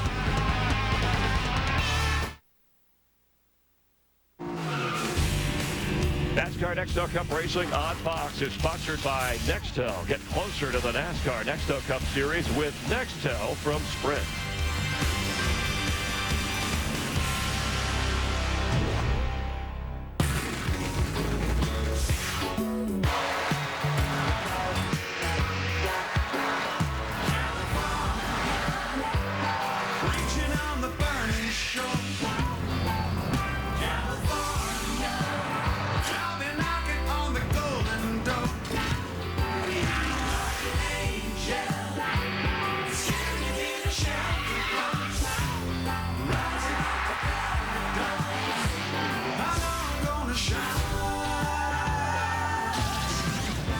Under our 6th caution, 10 laps to go in Northern California. Jeff Gordon, although king of the road, he's won more road courses than any other driver in the history of this sport, looking for his first win this year. Tony Stewart led for a lap earlier in the day. Here you see him working his way up, pushing anybody out of the way who was in his way. We'll document his problems in a moment. Points leader coming in. Jimmie Johnson, a nice save, spinning all the way around. Was running 7th at the time, fell to 14th, back up near the top 10. And Jeff Gordon, who first led 21 laps total in the race, the lowest he's been is 12th, retook the lead with 22 laps to go, has that lead as we have under caution just 9 laps to go. And Jeff Hammond, the problems for Tony Stewart continuing as he is falling further and further back. What went wrong with his car? Well, Darrell talked about it early on, that more than likely he tagged a piston and messed up either a valve or busted the piston. This right here, folks, is what a piston looks like. Here's the cylinder head. It goes up and they come very close together when everything is right. More than likely he's over-revved it just a little bit. They've made contact, and when that contact is made, usually you'll either bend or break the valve itself, or you can also crack the top of this piston. And right now with the smoke that's coming out of his car, and Darrell keeps talking about it, these cautions seem like are helping him out. There's the car smoking. That shows that there's oil getting into the cylinder head and making it smoke. Hopefully he'll be able to make it to the end, but he definitely is going to be down on cylinders, and he's probably going to have a hard time hanging on that 17th position. Yeah, that's where he is, 17th. Two-time NASCAR champ. Jeff Gordon, a 4-time champion, trying to hang on and win this race. Mike? Stewart's problem has been the restarts. He's been able to go pretty well once the car gets up to speed, but he lost, what, 6 spots on that last restart? Yeah, well, because of the engine situation, you can't rev it up. You can't wind it up through the gears, so that's really hurting him on the restart. Jeff Gordon trying to win it going away on tires that aren't sticking quite as well as he'd like at this stage of the race, and Terry Labonte trying to hold on to second or maybe win this on fuel mileage. We listened in. Terry, I know you got a lot more experience running these things than I do. You can tell me to shut up any time, but keep saving gas. Keep thinking about that gas. That's a typical Terry Labonte response. Just hits the button. Click. Click. Message delivered. You know, his nickname has always been the Iceman. And he's a cool customer. Been around a long time. And just to update everyone on Terry Labonte, the reason we are following this so closely is he was last on pit road at a caution in lap 60. That means he's trying to go 50 laps, Dick Bergman. Maybe these cautions will allow that to happen. Yeah, and we have just seen some incredible stuff in the last couple of weeks of NASCAR, and should Terry Labonte win today, it indeed would be another one of those incredible finishes. His last top 5, August 2003, Darlington, was a win. Who knows? He could repeat that performance again today. And you just saw right there where Jeff Gordon lunged over there behind the pace car. Terry Labonte didn't lunge. He's just coasting along right now, not using any fuel. And that can hurt you, really. I mean, he needs to be able to clean the tires up. But in order to do that, you got to rev the engine up. So got to watch him on this restart here. He's got some guys behind him that are pretty good, too. And behind us, big night tonight on Fox in prime time, beginning with Malcolm in the middle. And a special presentation of It's Always Sunny in Philadelphia. That's coming up tonight on Fox. But first, it'll be 8 laps to go on this restart with Jeff Gordon leading Labonte. 2 Chevys ahead of Ryan Newman's Dodge, Greg Biffle's Ford, pole sitter Kurt Busch in a Dodge, and road course ace Boris Said in 6th. Terry Labonte today exemplifies to me what being a former champion and experience will do for you in some situations. Jeff Gordon scoots away on this restart. I don't think there's any question that these caution laps are helping Jeff Gordon. His tires don't seem to work that well once they get a little heat in them, and riding around cooling them off has got to be a good thing for him.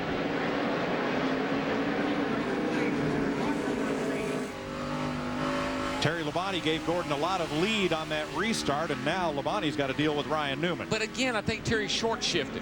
I just don't think he can be aggressive on that restart. He's got to get that thing into top gear, keep the RPM down, don't burn so much fuel. He's racing the elements as much as he's racing the competitors. I know you got to look behind you and say, here's a bunch of guys behind me and I got to get going, but you got to think about getting to the end first. 34 cars on the lead lap. And look, Mike, I mean, Terry's car is good. Next to Jeff Gordon right now, Terry Labonte's got the second best car. You know a guy that this race looked bleak for quite a ways ago, when he had a problem with the right rear tire? Kevin Harvick in the 29 car, he was actually a lap down. Now he is trying to get back to the top 15. Right now he's in the 17th position, but he has fairly fresh tires versus these guys. I tell you another guy that I can't believe he's where he is that 5 car. He's in 7th place. Remember, he tried to knock the fence down here early on in the race, and they have fought and scratched, and he's back in the top 10. Kyle Busch. Maybe he's finally beaten all those curbs into submission. There he goes, curb climbing again. I thought that car would have been damaged so badly it wouldn't drive good enough for him to run as good as he is. But right now, he's knocking on the door, trying to get around his teammate there.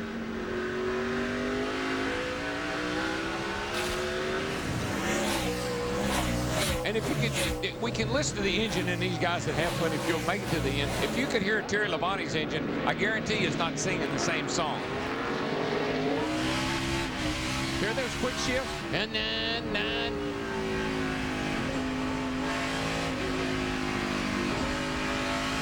this is how quick he'll get high gear right there. And just now listen, nice and smooth. Oh, he got a little loose right there. But what he's doing and the cautions that we've had here over the last few laps, that could be the difference in making it and not making it. Just got to sit there and keep focused. You don't want to get carried away here and start racing somebody and run yourself out of fuel. You got to try to maintain where you are, but don't let those guys behind you make you do something that you don't want to do.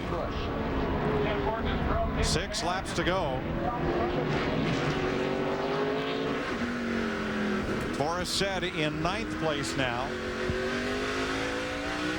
Our leading road course ace gets the Ford Bold move of the race for all that fancy footwork. And a big pile up here.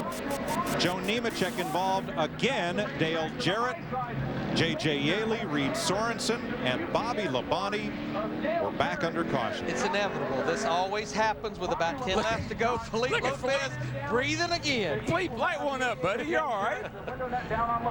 This is just working beautifully for these guys. I mean, think about it. All they need is a few cautions. They can make it to the end. It's going to take several cautions to clean this mess up.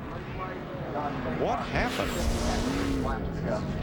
Top of the hill here, it just seems like it inevitably on these restarts.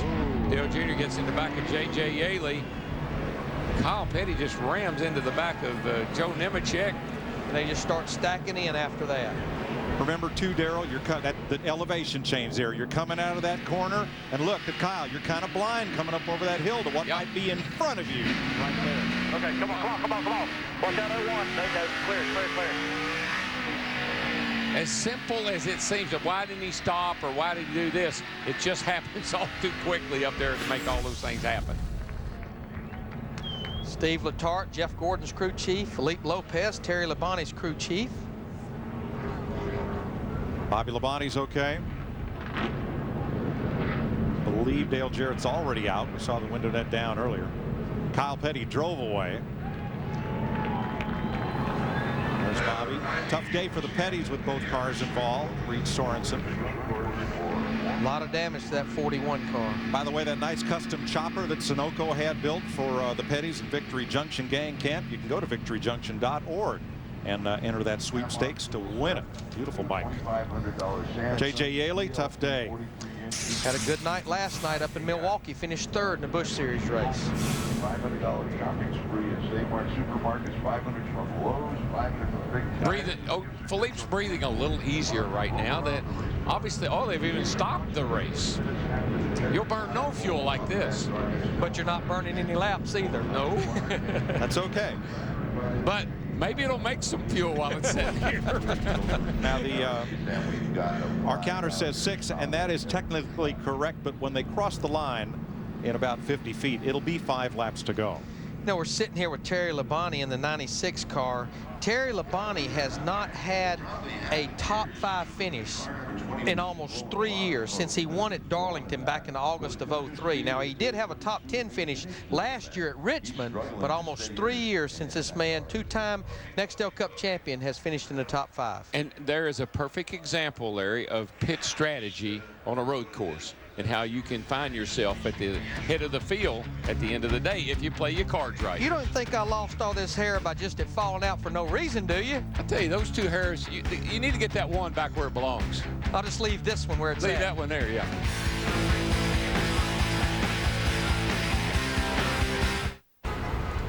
Second red flag of the day at Infineon Raceway. This one for a 5-car pileup at the top of the hill at turn 2, involving both the Petty cars, Joe Nemechek and J.J. Yaley, Dale Jarrett, and others. So we'll get things restarted with Terry Labonte low on fuel. Tony Stewart maybe a little low on oil, as he has not shut his car off to make sure it keeps running. Here's what happened to put us under caution, and subsequently the second red flag of the day. Dale Jr. into J.J. Yaley. Chain reaction. Yeah, I mean, Dale Jarrett just nowhere to go. Gets in the back of the 41 car, and he looks up, and there's the 18 car of J.J. Yaley. From Kyle Petty's on board.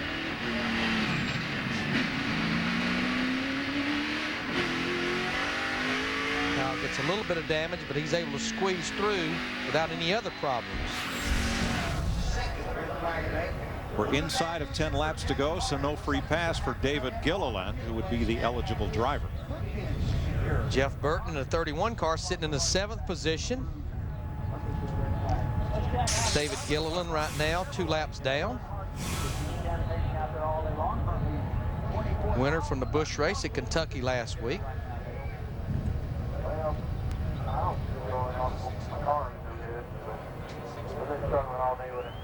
Let's get out of the race leader's pit. Here's Steve Burns. Mike, with Steve Letarte. Now, Steve, you've got one of the best, if not the best, road racers in NASCAR history in that 24 car. Is he good enough to hold out for the first win of 2006? Oh, I know he's good enough for sure. I hope the car is good enough, the fuel size is good enough. There's no doubt in the driver. He's definitely the best on the road courses. I think he's the best everywhere, and hopefully this win right here, if we can bring it home, would be good for us and just get us in the right direction for the rest of the season. Steve, any concern about gas? Oh, there's a concern about gas for anybody in the field. Anybody who said there isn't lying. I think we're fine to 110, but I definitely don't want to see a green-white checker. I don't think anybody does. We all work our strategy to 110, but it is what it is from here. All right, good luck. Let's go to Dick. What are the chances that you can make it without running out of gas? Well, these cautions have really went in our favor, so it's getting a lot better. We were a half a lap short. We knew that. We told Terry to save all the gas he could, but now with all these cautions, we're going to be close. It just depends on, what he had to do out there chasing Gordon. How nervous are you? Real nervous, because I knew what we did was going to put us in a position to get a top 10, but then as it all got stretched out, just fell in second there, and then he started gaining on Gordon. So it's like, I just hope we got the fuel to let Terry do what he needs to do. How's this for drama, Mike Choi? Thanks, Dick. Terry Labonte trying to hang on and perhaps challenge Jeff Gordon for the win. His car owners, Troy Aikman, Roger Staubach, here with their wives. First time the families have been to a Nextel Cup race since they took over ownership of that team. I really believe he could challenge Jeff Gordon if he knew he wouldn't run out of fuel, but he's sitting there, he's on kind of between a rock and a hard place. If he tries to challenge, he runs out. If he kind of hangs in there and holds on to second, maybe he can make it. Only in Sonoma. Track officials have just gone up and down the line of drivers distributing bottled water. It's a little hot out there. I'm sure it's a very welcome bottle of water. Nice touch. They'll be handing out Grey Poupon next. Racing is different here. Yes, it is. And the take on racing from some of the celebrities who attend the event is different as well. Take a look at what happened at the Grand Marshals dinner Friday evening. With the NASCAR, all you got to do is go. Go. And how do you know you're going the right way? Pretty soon, you end up where you was. And they're cheering for you, and you're right where you was. It's great. But this race is different because you go fast, you turn left, and then you turn right. So it's like the thinking man's NASCAR race. So it's Don Novello is Father Guido Sarducci and Grand Marshal Cheech Marin. That's pretty good. Never thought about it that way. They had a lot of fun. Steve Page puts on a great dinner, and Tommy Smothers was there. John Lasseter from Pixar, both past grandest marshals of this race, and had a great time. Another way that this is different is the road races at Infineon and Watkins Glen, New York, 1,400 right turns, and in an Nextel Cup season, Darrell, only 42,500 left turns. Makes this very different. And the most amazing thing about this place is we first started coming out here in 1989. This is the 18th race here.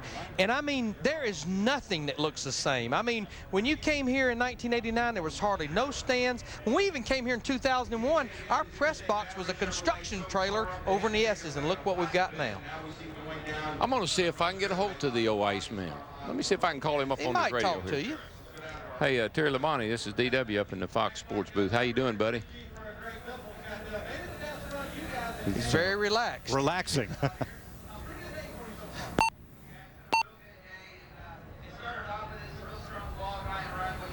Let me. Terry Labonte, DW, you got a copy? Oh, we'll check back in a bit. One more time. Terry Labonte, got a copy. He's running under an assumed name, I think. Or an assumed frequency. Assumed number, I should say. There's his wife, Kim. Kim, if you hear me, wave your hand. She doesn't hear me either. And you know, we talked about this being the 100th road course race in NASCAR. Terry Labonte has started 56 of those 100 road course races with 2 wins at Riverside, California. A lot of different ways to have fun at the races here in the hills of Sonoma. Tonight on Fox, the funniest night on TV kicks off with Malcolm in the Middle, followed by King of the Hill, The Simpsons, a full hour of Family Guy, and a special presentation of It's Always Sunny in Philadelphia, and it all starts at 7, 6 Central, right here on Fox.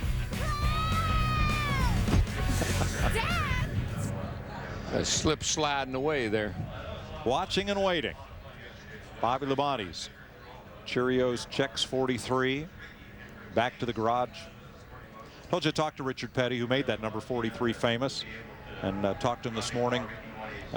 He's a little overwhelmed about all the attention he's getting for his role as the king in the movie Cars, and but the grandkids really wanted to go see the movie to see Grandma, to see Linda Petty's role as a station wagon. Yeah, it was symbolic of the station wagon they drove to the races back in the 70s. Took all the kids to the track and picnic lunched out of the back of the car while Dad went out and raced a little bit.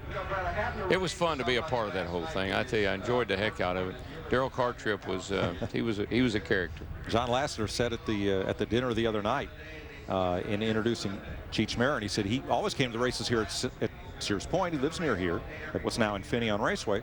He didn't know NASCAR raced on ovals, so he had to go back east and meet up with Humpy Wheeler and the folks down at Lowe's Motor Speedway. Nice and hat. Find out what it's all about.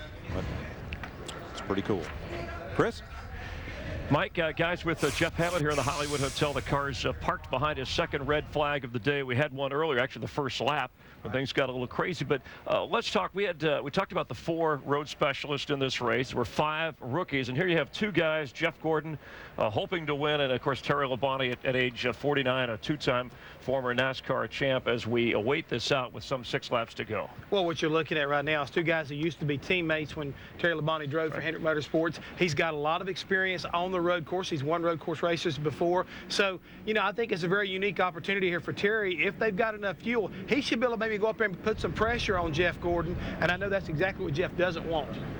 We have Jeff Gordon, who won here back in 2004, and if I recall, that was an extremely hot day. Jeff led some 92 of the 110 laps in that race, one of his 8 road course wins in his career. And they've refired the cars and they've gone back under a yellow condition here, so we're much longer. We're going to find out who is the king of the road for sure, Chris.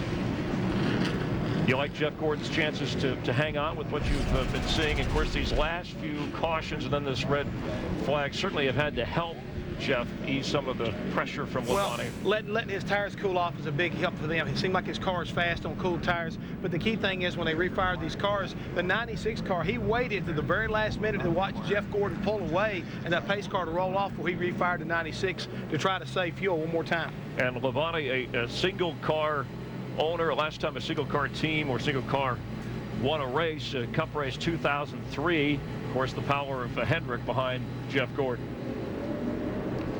And we're getting ready to get things going here. Let's rejoin Darrell, Larry, and Mike. Other thing you got to be concerned about with the car stopped here, heat under the hood. You're low on fuel. It sometimes can create a lot of heat under the hood, and you can get a vapor lock condition, and that could really hurt Terry on this restart. It actually tries to boil the fluid in the carburetor and in the fuel line and all, and sometimes that can be a problem. We talked about bold movers. There's Boris Said. He is the best of our road runners, our road course specialists. So we'll make our Ford bold move of the race. Professor Said's fancy footwork. Stab at the gas.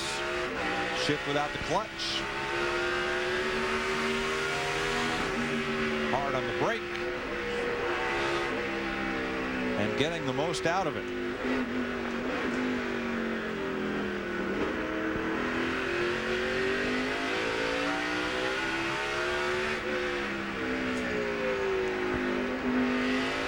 That's our Ford bold move of the race.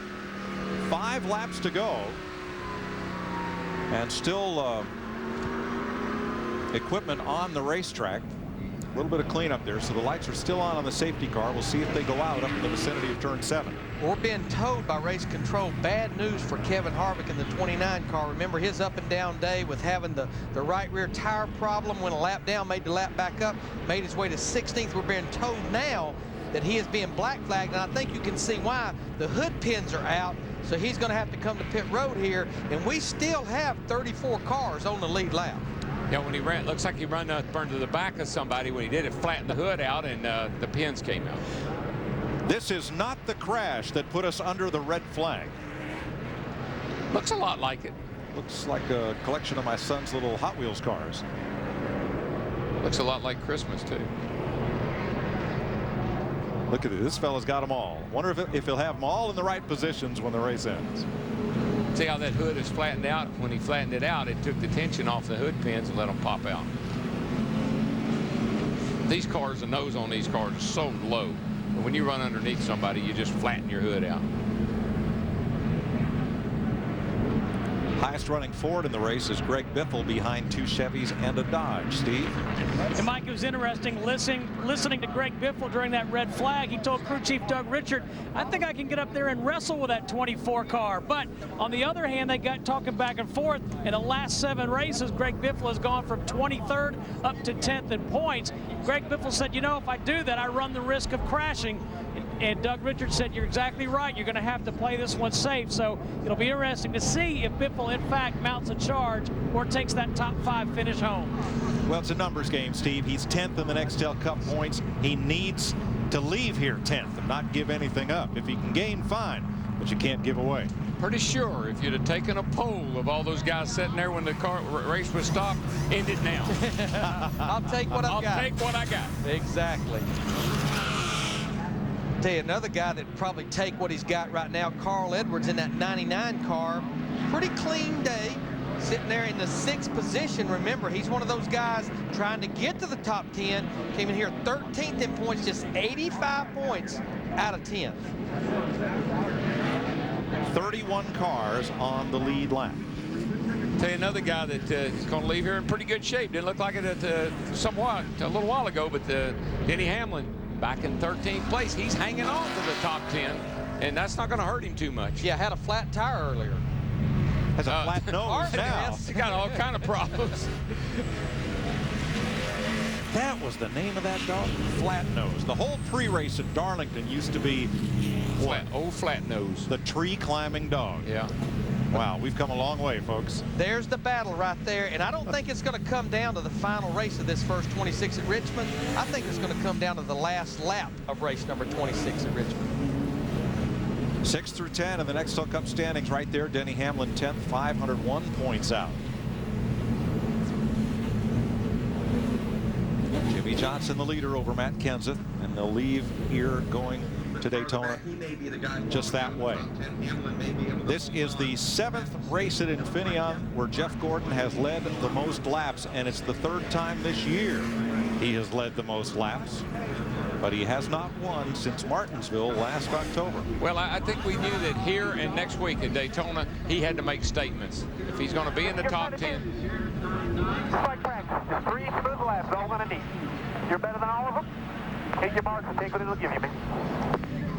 There you go. That's what I like to hear.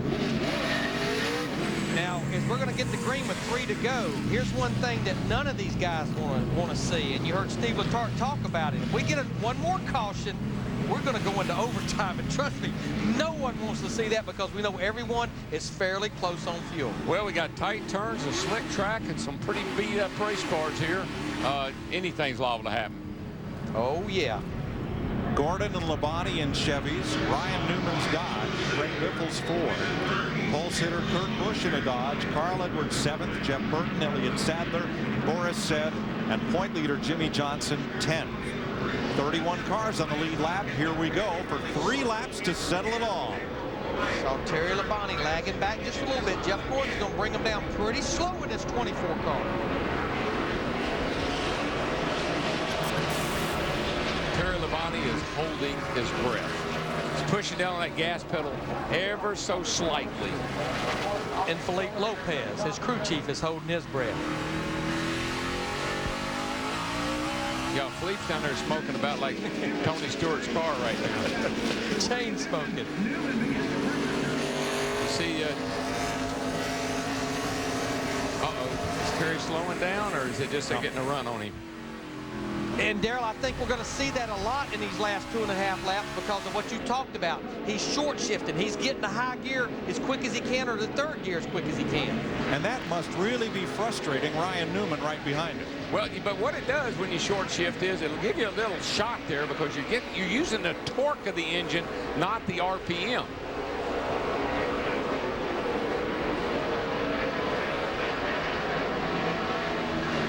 Downhill here, Terry can just kind of coast through here, keep it in high gear. It's going to be under a lot of pressure right here, getting down in the corner. Matter of fact, here comes Newman. Newman's going to go on the outside of Terry here, and that's going to be hard to do. You just can't get the bite off that corner. He can hold him off to get right here to the kink. Clear. 2 to go.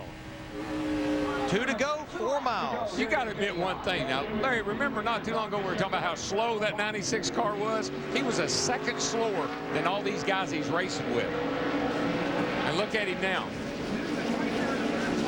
He's holding his own. He is under fire. Casey Kane has pitted, may have had a flat tire. A lap and a half to go. And I love what Newman's doing. Newman is respecting Terry Labonte. He's not forcing himself up underneath of him, taking a chance on spinning him out. He's really showing him a lot of respect. But Ryan Newman does not need a problem here either. He's another one of those cars that he would love to have a third-place finish here because he keeps inching toward the top 10 in points. Now he's 17th right now. Newman is in the Nextel Cup standings. Jeff Burton has climbed to 7th place, looking all over Carl Edwards for 6th. This could be a challenge right here for Terry because we saw the 12 get a run on the outside. Here comes the 12 again on the outside, and gosh, I think he's going to drive right by him. And Busch on the inside. Inside of Biffle. Not a whole lot Terry can do right there. No, he's just got to give it up. White flag this time. We know we will not go into overtime because we're on our last lap. And Biffle is up to 4th.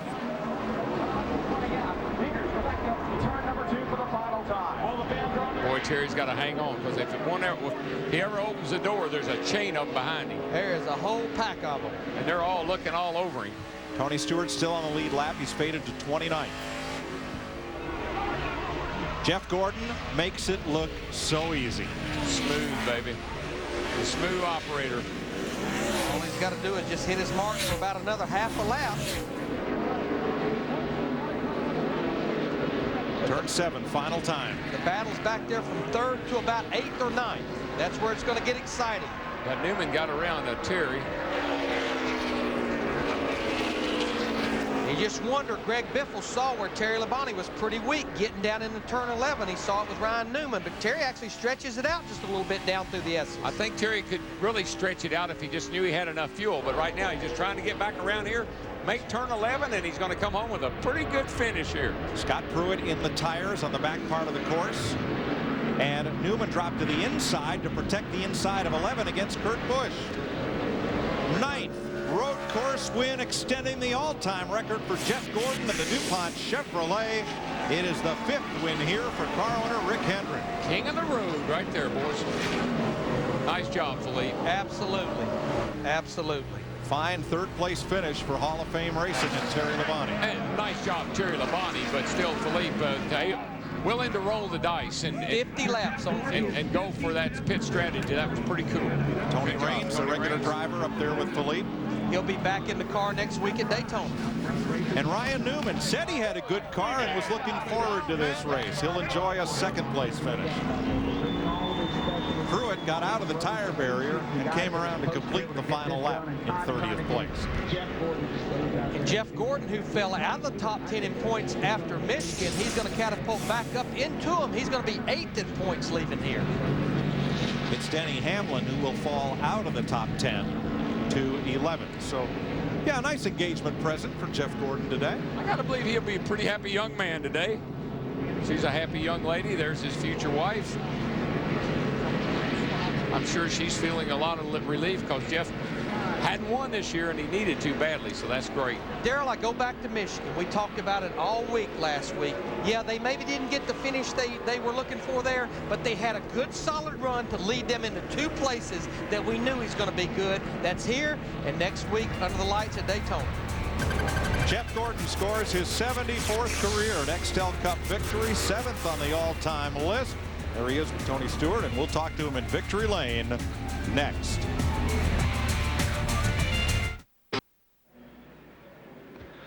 Chevy congratulates Jeff Gordon and the 24 Chevrolet. Another great Team Chevy victory. This is your Chevy winning moments.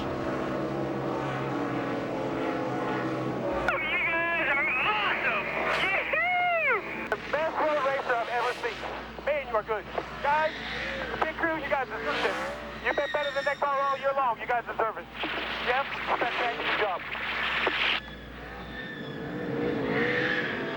25 of the last 34 NASCAR Manufacturers Championships and counting. Chevy, an American revolution. Time now for the Nextel from Sprint post-race show as we welcome you back to Sonoma and Infineon Raceway, where Jeff Gordon held off Ryan Newman, Terry Labonte, Greg Biffle, and Kurt Busch to pull into Victory Lane for the first time this year, and Dick Berggren is down there. And I'll tell you what, there's been a whole line of people here to say congratulations. Philippe, open up that sweater. Look at this. 22 years ago, crew chief Philippe Lopez bought this t-shirt. It's a Terry Labonte t-shirt from when he first started.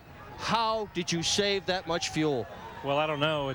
We got pretty good gas mileage, but the car was a little bit too loose to really get after it pretty hard. So I was having to really ease into the throttle coming off the corners, and evidently it was getting good to gas mileage. So I just kept doing that, and Philippe told me to try to save gas, and so I didn't really change anything because I figured if I tried saving gas, I'd just mess it up. So I just kept doing what I've been doing all day. Experience matters. Congratulations. A terrific run for Terry Labonte. Terrific for Jeff Gordon as well. Nearly 100,000 fans seeing Jeff Gordon pull into victory lane, and let's go down there.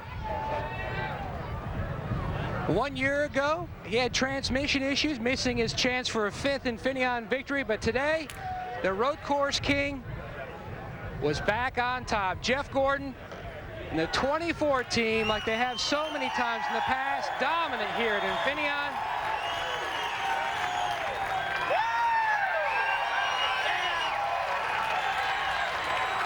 Welcome back home. A big hug by owner Rick Hendrick. So what do those two cautions and the red flag mean for you getting this team back to victory lane? Man, I didn't know if we were ever going to win another one of these races. I don't know what to say. I'm speechless. What an amazing moment this is. Very special weekend for me and this race team to get back to victory lane, for DuPont, for Pepsi, GMAC, Nicorette, the folks at GP and Sparkle Paper Towels. Who am I missing? But it's just been an amazing... What about for you and this team? Well, it's been an amazing ride, and I knew that this team was something special. We just haven't had a chance to really show it, and they gave me such an awesome race car this weekend that I had to get them this win, because if we didn't win with this car, we can't ever win, and what a great day, just kept working on. We weren't the best all day, but got that track position. It was great. It was awesome. Number 9 on the road courses, but big picture-wise, he jumps back up to 8th, unofficially in the standings. Steve. Thanks, Matt. With Ryan Newman, best finish of 2006, best finish here in Sonoma. How important was this day for you, Ryan? A big points day for us in the Altel Dodge, no doubt. A good run. Congratulations to Jeff. We had just a plain, smooth race, great pit stops, great strategy. Happy to get a good top 5 for everybody at Penske Racing. All right, great job. Thanks for your patience. We go back upstairs. Mike Joy, he's headed to the care center. He's got some bad cramps. Well, he sure had a great race, Steve. Jeff Gordon, masterful display. His chief rival for the title, defending champ Tony Stewart, 28th with engine trouble and just 76 points out of 11. This is my son Scott's tie, so it's a little short, but I love it. But, I mean, what a day for Jeff Gordon. Yeah, I think on a road course, it's easy to predict who will win. What is unpredictable is everything else, because we saw things all over the board today. I mean, look at Terry Labonte. He finishes 3rd. Guys had trouble, come back and get great finishes. So that's what I love about road racing. You never know what the outcome is going to be. And what I love about road racing, Jeff Hammond and I talked about it at the top of the day, is strategy. I love strategy. Look at Felipe Lopez, Terry Labonte. They finished 3rd. And I'm going to give a nod to Tommy Baldwin. Didn't have that good of a race car with Elliott Sadler. He did it on a 3-stop race and ended up in the top 10, finishing 8th. Strategy, strategy. You mentioned Elliott Sadler. Congratulations to the Baldwins, parents this weekend. Yeah. Let's have a look at the Nextel Cup standings. Jimmy Johnson leaves here 101 up on Matt Kenseth, Kevin Harvick, and Greg Biffle anchor the top 10 as we get ready to head for Daytona. Tony Stewart is slipping back in the clutches of those guys that are fighting to be in the top 10. Uh-oh. Chris? Denny Hamlin, you see guys falling out of the top 10. The rookie trying to compete for the chase. Jeff, we're 10 races away from the chase for the championship. What did you see today in this road course, I guess in the last few weeks, as we get ready for Daytona, that'll help narrow down the field? Well, I think right now one thing is that Jeff Gordon really wants to be in this chase for the championship. He didn't like sitting out last year, so you got to believe right now today was a good step in the right direction. And what should we expect as we go to Daytona? Oh, the unexpected. Whenever you go into a place like that, under the lights, restrictor plate racing, you never know what's going to happen or who it's going to happen to. But I'm looking to see whether or not Jimmy Johnson can make it 2 for 2 at Daytona, or if his teammate can make it 2 in a row. That'll be Saturday night on Fox from Daytona. Coming up next here on Fox, King of the Hill, The Simpsons, Family Guy, full hour, and It's Always Sunny in Philadelphia. Jeff Gordon, 34 years old, 4-time NASCAR champion. Grew up, actually born about 25 miles from Sonoma. His 9th road course victory to lead all time, and engaged recently this weekend. So happy Ingrid Van de Bosch, his wife-to-be. A nice engagement present for Jeff Gordon pulling into victory lane. Promotional consideration provided by these fine folks, and we appreciate them helping us out. And as we go to Daytona and restrictor plate racing next weekend, look for your drafting partner. Keep your friends close. Keep your enemies closer. Remember that line from The Godfather. See who you can rely on as guys fight to be in that top 10 as they get ready for the chase for the championship. For our entire production team, Jeff Hammond, I'm Chris Myers from the Hollywood Hotel. We'll see you next Saturday night, NASCAR on Fox. Jeff Gordon, your winner here in Sonoma.